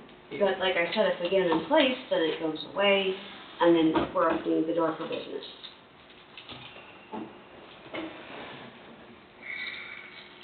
But that's why I'm asking you guys, that's how we should handle When it. you did the moratorium on the solar, you did it for the 3 years, but if we got it done, it would end sooner. Yes. That's I correct. think that's what we do, 2 years on this, if it ends sooner, we can go with that. But what's the difference between that and doing it a year and extending it if we need to? Well, we could end up, I just think we don't need to rush ourselves, because we started to get rushed with the zoning on this, because there was miscommunication about the 3 years and thinking that we had to have a comprehensive plan done in, was it November or October this year? September. September. Mm-hmm. Are these included in the comp plan that Marvin's doing for us right now? The best has been talked about. I'd have to go back and look at data centers and see specifically, but I do know that they reference best in there. Okay. And it's a wide definition of what it is. It's not saying we need to or shouldn't allow, should allow them or shouldn't allow them. It's just, this is what they're seeing across Kansas. This is what they're proposing as a definition for that type of development. Remember on solar, there were 2 moratoriums. The first was for a year to allow zoning, the regulations to catch up, and then once the regulations caught up and it was sent to this board for a decision, then it was a 3-year moratorium was put in place by this board to allow the comp plan to continue for individual commissioners to go and research and view other similarly situated solar arrays or farms. So, in essence, there's 2 different moratoriums that were in play.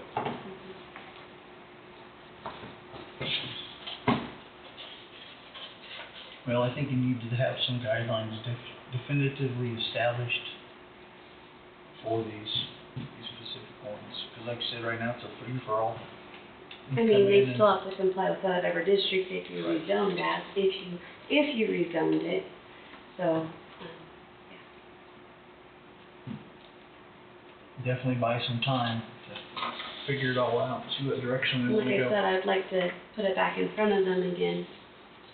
Not this month, our agenda's a little bit heavy this month, but in June, bring it back to them and have Russ kind of look at his memo a little better and start on one of the topics. Maybe we'll do best first, or maybe we'll do data first, and then get through that, and then, get to the public, hopefully get to the public hearing to have both of them in, again, just those 2 topics to add into our regs.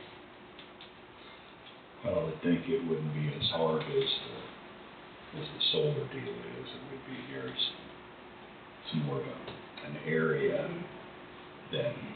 And there may be some already established reference to. I would think anyhow. I mean, and like Carl said that, maybe it'd be similar to what some of the stuff we've already looked at for industrial.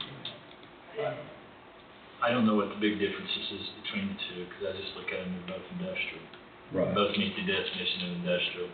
So what is the sound definition that we would want to look at our setback distance or sound, things of that nature? Because wastewater, water part of it won't change.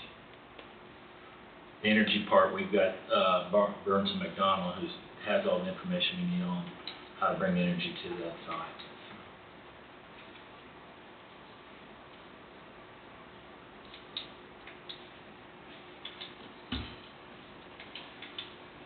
I would favor a year to start with, and if she needs an extension after that, then. I was gonna say, you, I think Be I'm, written in that it can be extended, definitely. I would like to go with a year, and then if you see that you need more time, then we could extend it. and if there's a framework and a law that exists, maybe less than a year, so Yeah. that'd be fine too. We'll always be working on it, like I said, along with, in conjunction with the comp plan, so that way we can get into. Sometimes those boards get busy and they can't.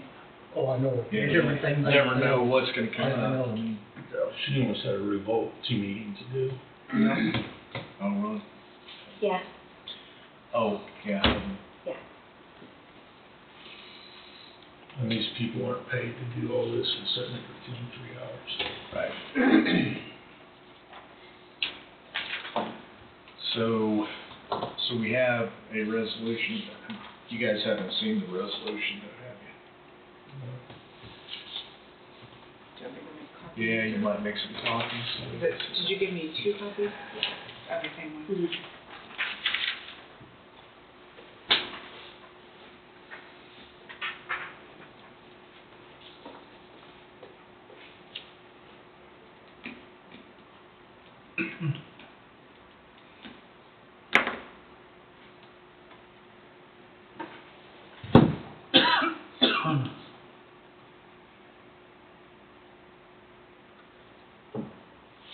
Did you make all your phone calls for recommendations for the planning board last week?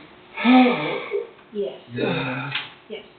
One of them came in on Friday, so he got all his books and he's been officially oath of office, so he's ready to go.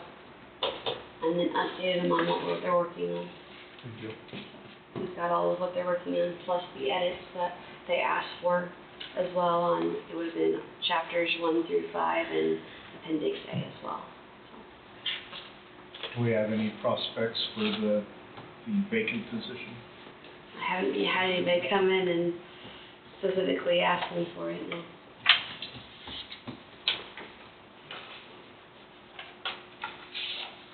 Thank you.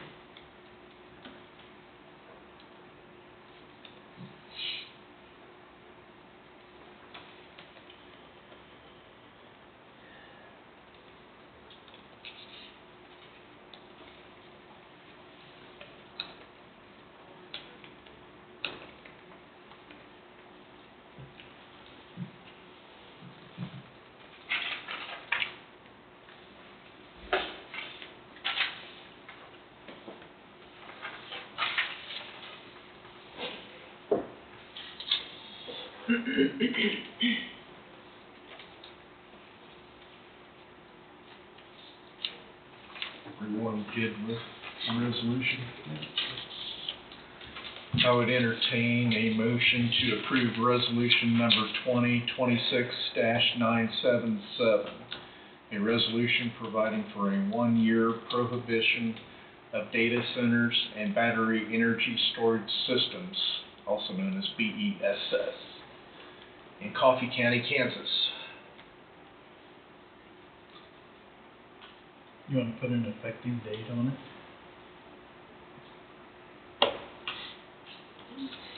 Is there something need to be in there on if they need more? It would be effective today, so. Yeah. Does there something need to be in there about if the time needs to be extended that, or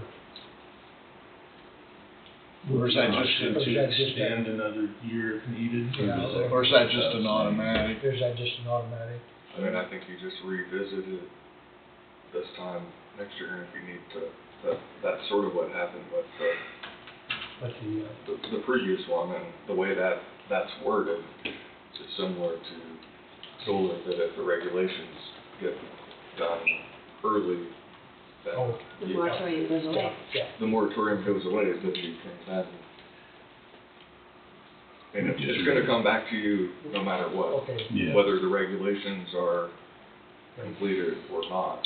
That's just a 1-year buffer to allow the time for that to happen. Does it say in the language what is considered a data center, does it need to be? It's in the last paragraph of that. Okay, sorry, I didn't. Yeah, it's explained. I did use the City of Wichita's definition for that, because they're currently working on it, and that's where Russ would find his data from, would be Wichita and some other communities near that. So that's what that last paragraph states about them.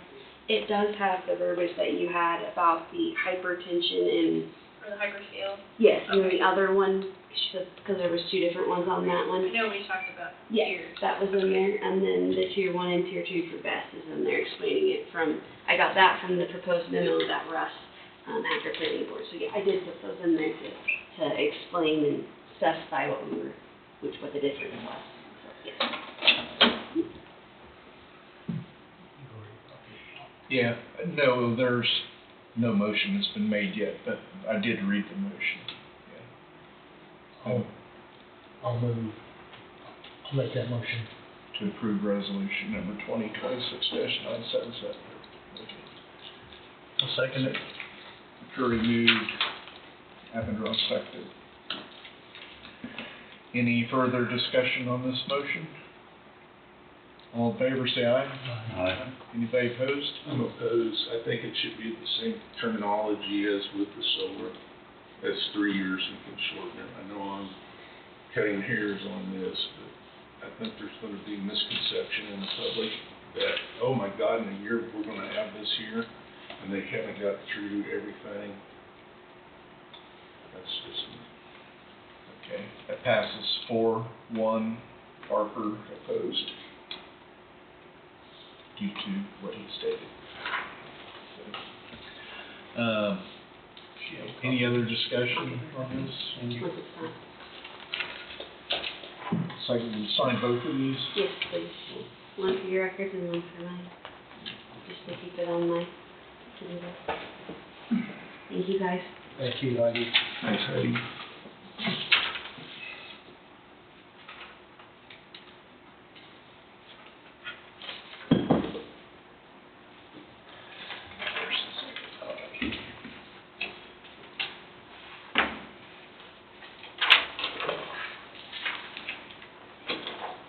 Thanks, everybody. Any questions? Yes. I think that's it. Thank you. Good day. Thanks, Heidi.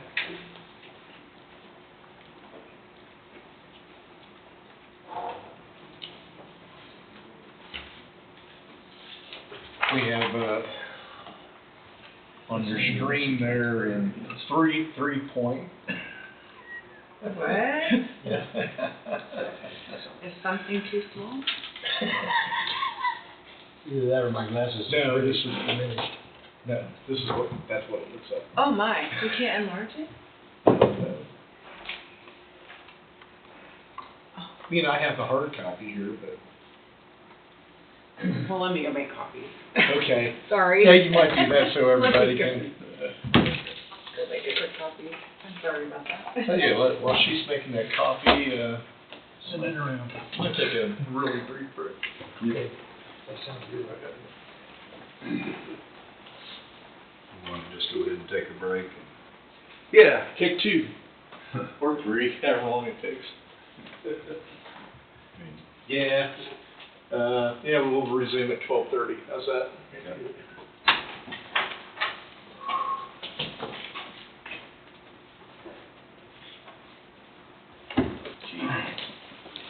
Okay, it's 12:30. We will resume. We have, We have copies of the representation letter from our auditor, Jared Gilmore and Phillips. That's a standard letter Well, I've that, had several packs of this. None of them. they present to you, this guy every year, and, Just the lead. once the audit's completed. Okay. Put your cup down too fast. Watch your thing. And if you guys all want copies of the audit, I can print them off for you. They'll be Oh. mailing us the bound ones, but I did Yeah. print one copy off, but it didn't do double-sided, but we'll be getting the bound ones. I can send it around if you just want to. Is there anything that stood out on it, Angie? I think everything looks pretty good. Short synopsis.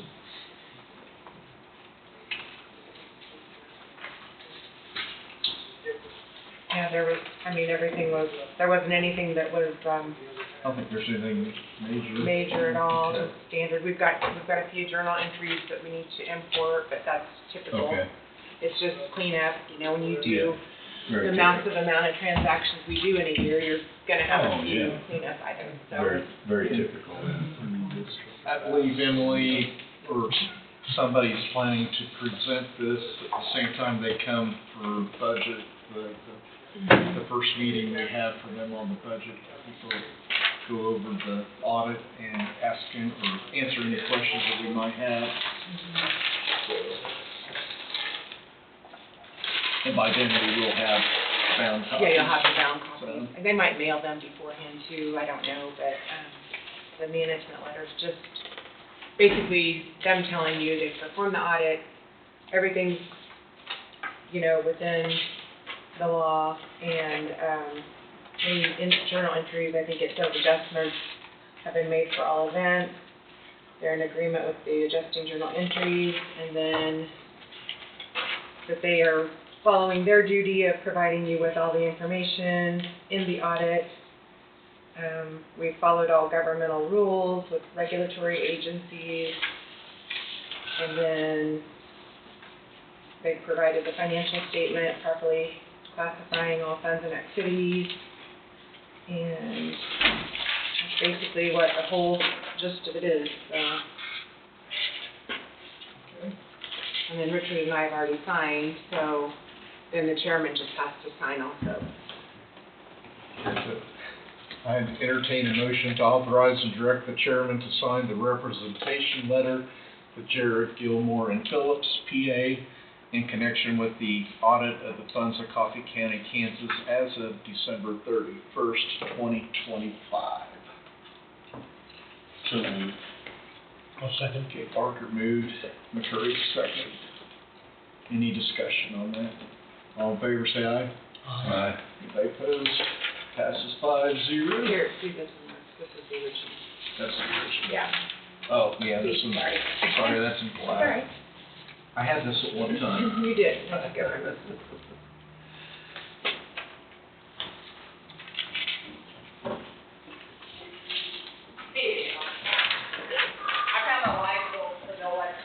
Okay, and then, last thing I wanted to hand out to you real quick was, the library emailed over their employee benefits budget. It wasn't included in that packet inadvertently, but there it is now. Try not to get any cheddar prints on Yeah, there. I know. I just noticed that. Your employee benefits are different than Malvina. Yeah.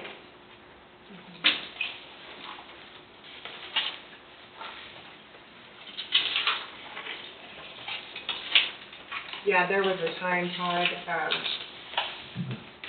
But aren't they on our salary schedule? they might get a copy of our salary schedule, but they don't necessarily have our same, or follow our same, salary chart we have. A lot of the agencies will ask just to see if their people are kind of in line with what the county's doing. Yeah. But, as far as, their health insurance, each agency goes out and gets their own health insurance, they get their own, 401ks or IRAs, you know, their other supplemental insurance. They take care of all of that, so. What'd you do with your copy? I stuck it in here. Oh, okay. I was like, I I gave you stuck one. it in my I'm sure I library, did. my library stuff. You're making me think I didn't give you one. I got it.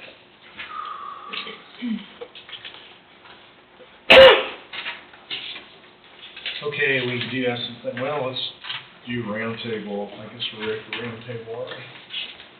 You wanna start, Angie? So next week will be, the insurance renewal meeting with health insurance and our new TPA, which would be Oriad, and you guys had the video meeting with them. So, that will be next week. And also with the, cafeteria plan, supplemental insurances, just all of that. Today, Capers, 401k representative is here talking to employees since we're starting that now. And, I think that's about all we got going on right now. And also next week is at the hospital, they're gonna present Yes. their budget request. Is it next week? I think it is next week. Look at my calendar. Yes, it is next week at 9:05. Okay. You also have, you'll have the Highway 75, or, not Highway 75, 75 housing resolution next week. And then you will have, I have BHS, SBLA, but I think that's supposed to be Waverly's coming. Yeah, and they were for this week, and then they were, Yeah. they bowed out. I think that's supposed to be Waverly. I need to change that to Waverly at BLA. So you'll have some more students coming in next week. And then, of course, the water softener discussion again. And the elevator. And the elevator, yeah. So that's what we have for right now. Okay.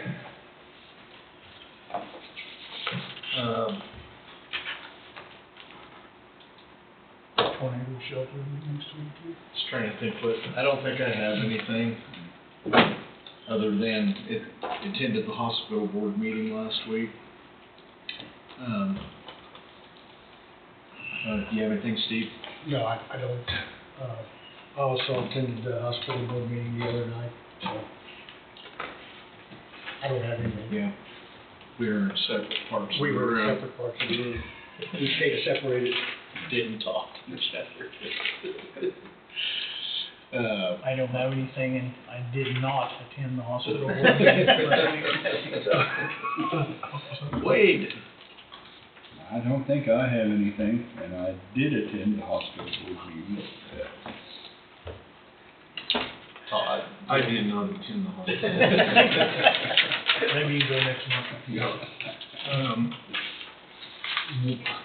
I've got some email, correspondence on, when we're gonna meet with Coffee County Housing Authority. Mark, do you know if they set a date or not?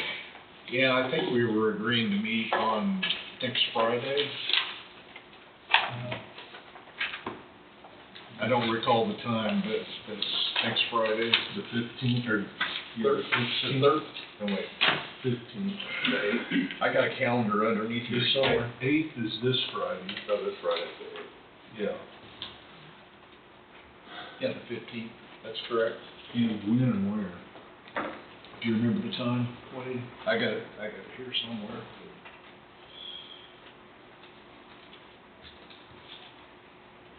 Did you reach out and what we talked about?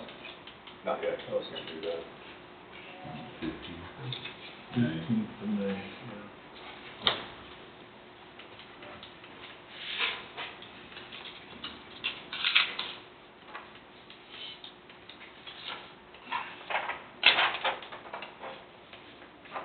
So are we gonna meet with them, the whole board then, or? Yeah, we're, just me and Todd and a couple members from their board. Okay. And Lindsay, we're gonna just work out, do some legwork ahead of time, I guess, get some questions answered and come back to the commission here. And, Yeah. I know That was my recollection, I wanna make sure I wouldn't miss something. I did give Lindsay a comprehensive list of questions, I guess, to answer that and get to the entire board ahead of time and everything. But hopefully get them answered before the meeting, I see. and that'll hopefully help facilitate some things and get a outline of a meeting going. So hopefully we're not there for more than an hour and a half. Yeah. I'll be the devil's advocate here on, this storm shelter. I know they got money in their budget, but are we opening a can of worms where we're gonna have to have one up at the center up at, 75 and 50? ASP.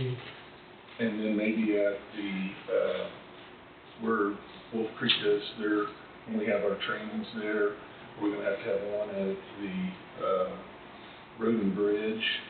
Well, I don't think so. I mean, Lake shelter? Lake shelter, you know, I think each one of them is a separate, consideration. I mean, that's the way I would look at it, Todd, but A lot of those other places, people would just be there on occasion rather than every day. Yeah. Like these people would be at this spot, but I get what you're saying. Yeah. So I was just wondering if that would be coming, or, like, always, you guys know me, always right on here, wants and needs, is something we really need, or is it,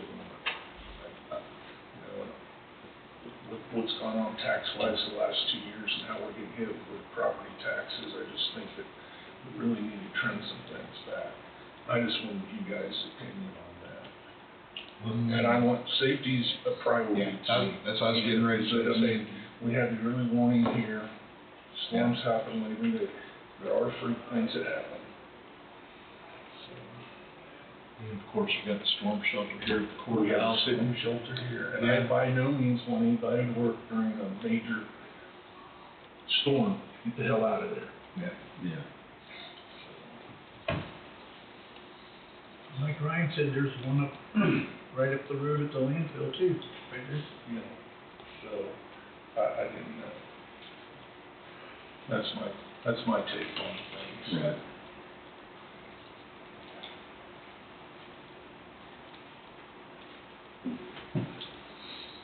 Any other comments or discussions on that?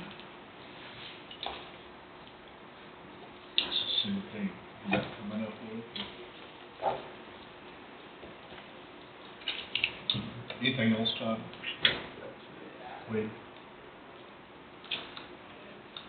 I need to lock you guys in to a date, and the date is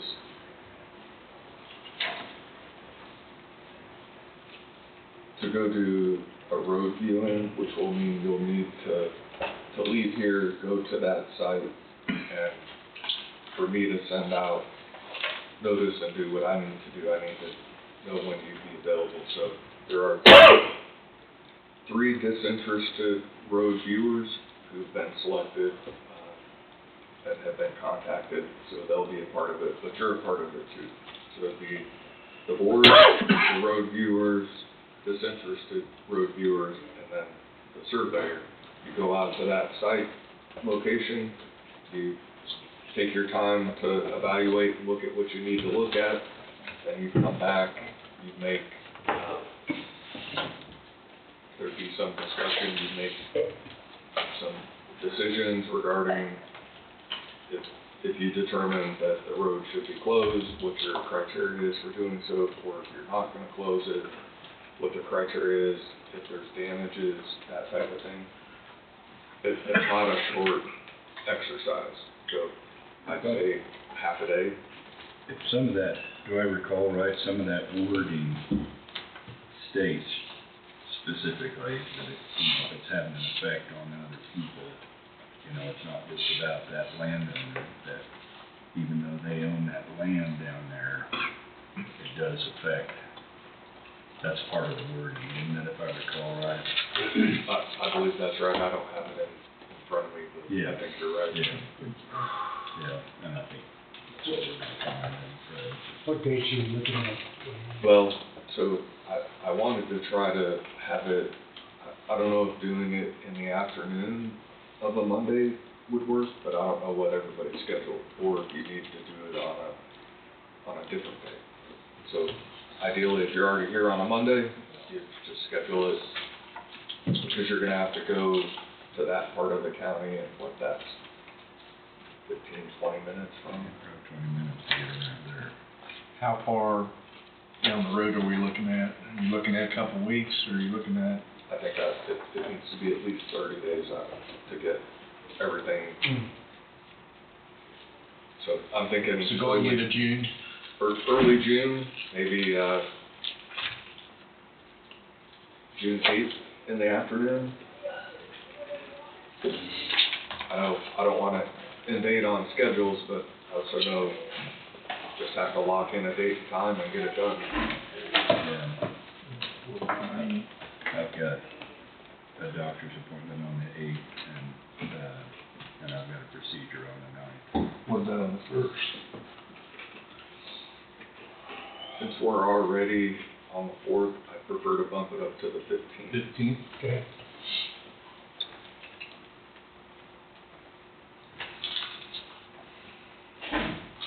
June 15th? June 15th, does that work? Yeah, I make work whatever you need to.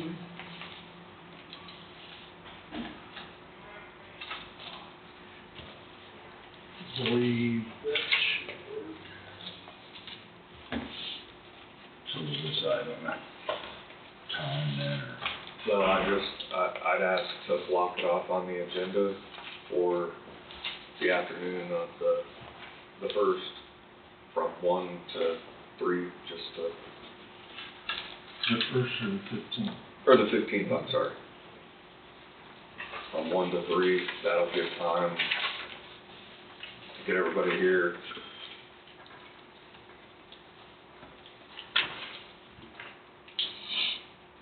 Go out as a group, do what needs to be done there, and then come back and deliberate whatever needs to be done, and I'll go from there. Yeah. I just don't want to knock it over. I don't want to knock it over. So I'll do it.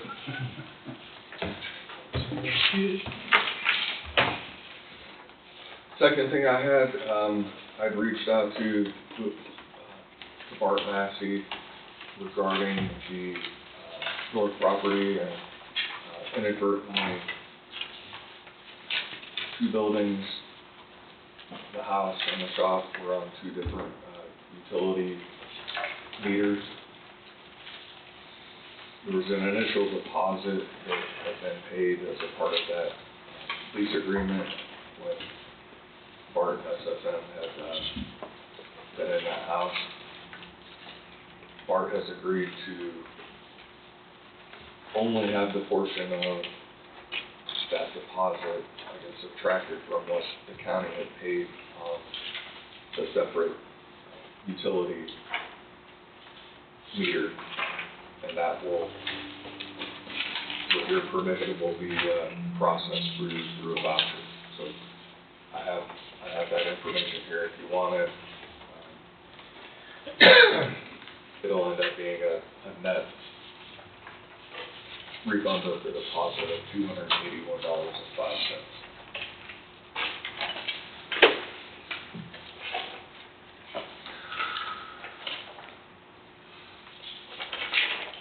The last thing is,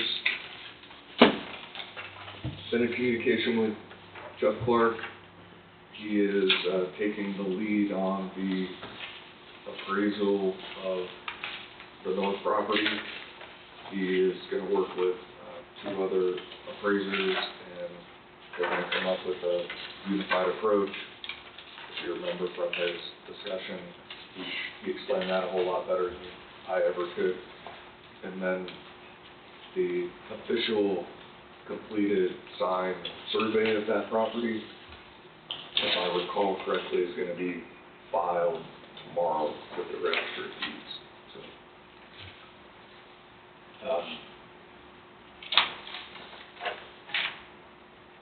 Although the combined appraisers are going to sign a document, and it's a single document that has the appraised value of the ag land, of the residential property, and then the combined total.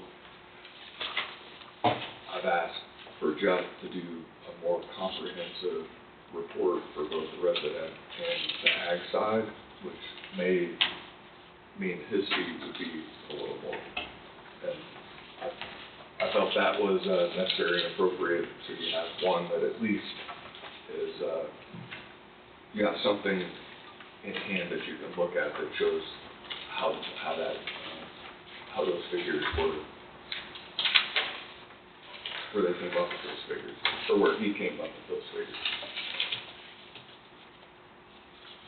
My understanding is when they collectively do it, they get together and then they don't provide that comprehensive report like they would for an appraisal if you're getting a loan through a mortgage company. So.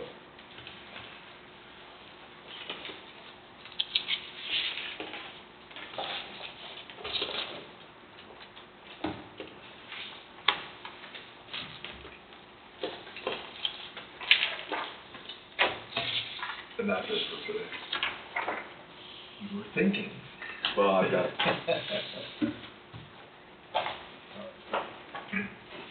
Caleb's last day was last week. He's now transitioning. He graduates next month, and then he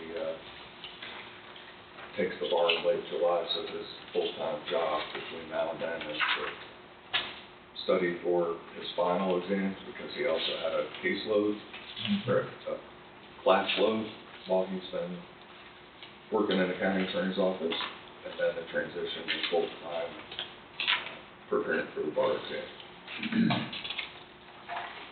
I will have what looks to be multiple interns this summer for basically June or July, and I've developed a program with the sheriff for those individuals to get the full overarching beginning to end of the criminal justice process, to have days where they'll be working with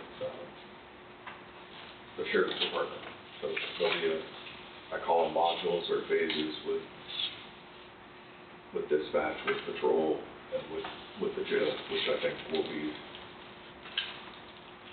a very beneficial program for them.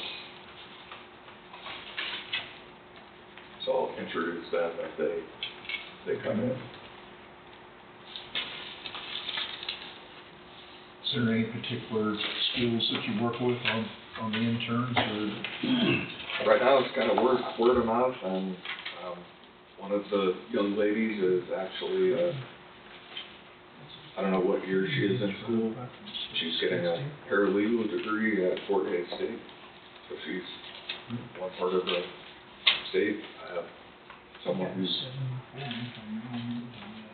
2 summers ago was an intern at A-Start Law School in the fall on the East Coast.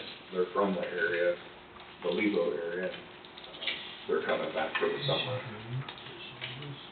And then 2 of the interns from last summer are wanting to come back. One of them only for the last half of the summer, and then the other one's coming back for the full summer.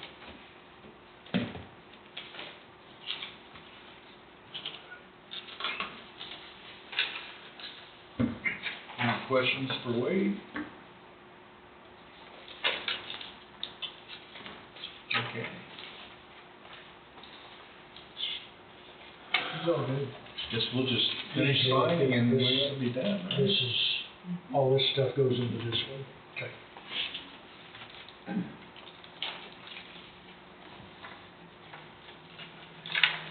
Another jam-packed agenda, so you signed over last week.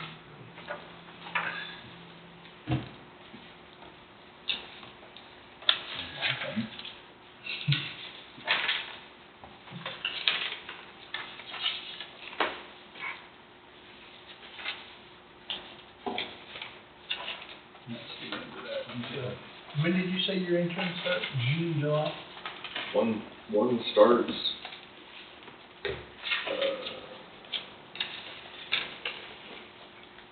one starts May 18th, one starts June 8th, one starts May 26th, and one starts June 29th. So you get 4?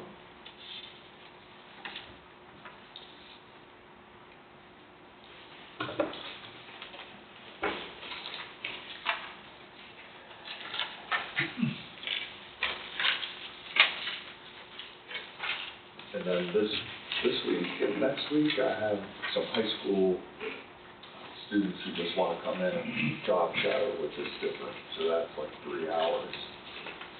I think it's part of a credit for a class. So they're going to come in and watch the court process. Yeah, like high schoolers from local schools? Yes.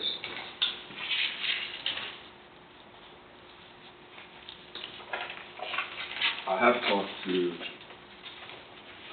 Washburn Law School about having some sort of feeder program for law students, but we need to talk and develop that a little bit more. And we're close enough, and the difference between the practice of law, especially in the criminal courtroom, between, let's say, Shawnee County and Coffee County are two different worlds. They're the same, but they're different.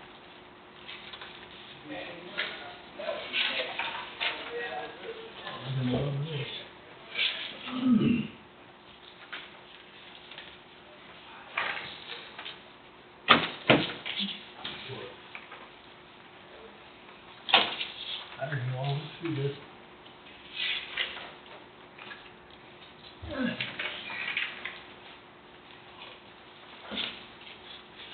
We all love it, I'm sorry. I don't even want to look through it.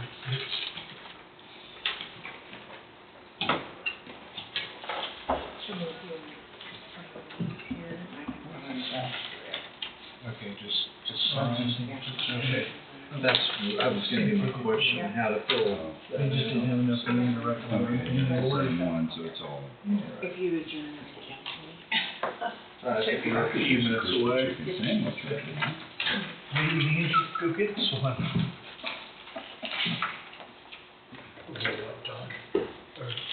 How much? Mike, you'll get what? You didn't see it? Well, I mean, I saw, I looked through it. Why don't we spell that out to me? What was that? I thought we did a memo.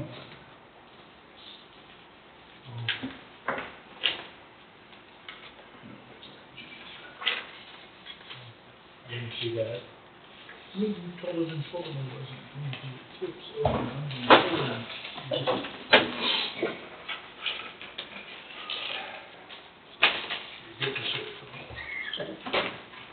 Well, just. I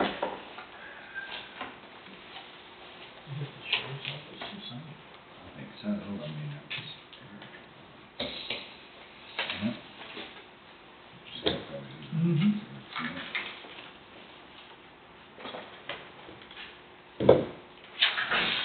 So we have control of that. You signed it. Well, that's, I mean, I would think so. Sure. You. Wade. We have control over sheriff's department spending, or like when we talk about gratuity. I think you can talk about it.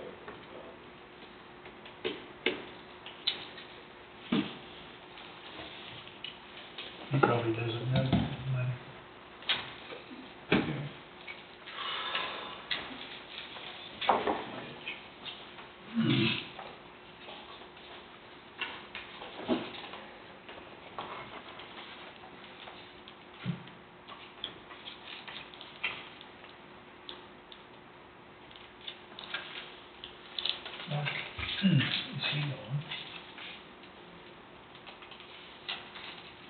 what, we mean, through school? He's still here. Oh, he is? Through June 30th. Oh, she just said she had a new administration today. Yeah, I didn't know if they, well, high school, there's new, the principal and assistant principal are new this year compared to last year. I assume that's what she was talking about. Yeah, I didn't know if that's what she meant, he was out and then the new one was in. Oh. That will be true next year. And they got new ones. Yeah, they hired a new one back on February.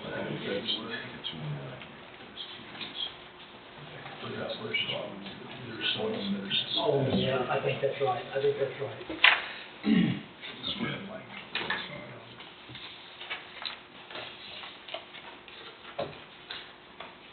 But I took it that they had some new building principals or something. Wait, is this for the pool up at?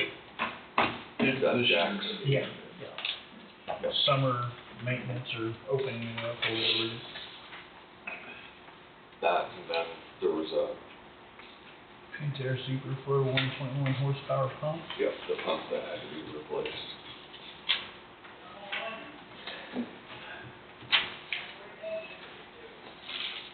When did Jeff think that there'd be?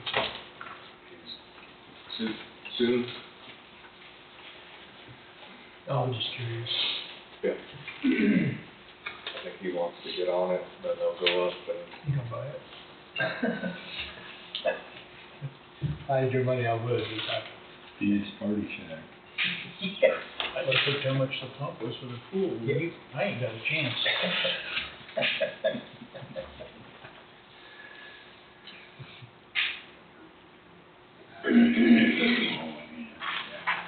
Yeah. Don't worry about that. Oh. Yeah. See a big sign in the front yard, McCurry's Party House. I'm looking at the downside, and I've got a tiny home as it is. You never know what the future holds for you. No, You could just have one bedroom and rent the rest of the house. you're right, Outage. and I guess I could. Are you here on an official business? Yeah. Can I give you guys these? I don't know, can you? So we have our CAPER 457 meeting today. So I wanted to hand you guys out what employees that attended those meetings received. We are taking enrollments already. So Lynn and our advisor Scott came down and met with employees at Road and Bridge and over at the Law Enforcement Center. How was it received? I mean, Good reception? turnout at both, and good questions were asked at both. So. Good. Yeah. So they were very informative meetings, and hopefully people will take advantage of them. So that way you guys know what information is being passed around as well. So. Hopefully it's another program that they can take advantage of and benefit from. And it sounds like they're willing to come down, again, here in like a couple months or 6 months if we needed them to, just to make sure that everybody is getting enrolled how they need to, and, they are required to check in yearly, so it sounds like they may want to come in, around open enrollment each year, just to make sure that everything is going smoothly, and that we are happy with the plan, so. Okay, awesome. Yeah. Thanks for the update. You're welcome. Thank you. Anything else? I guess we are ready to adjourn at 1:04. Very good. We still got time, don't we?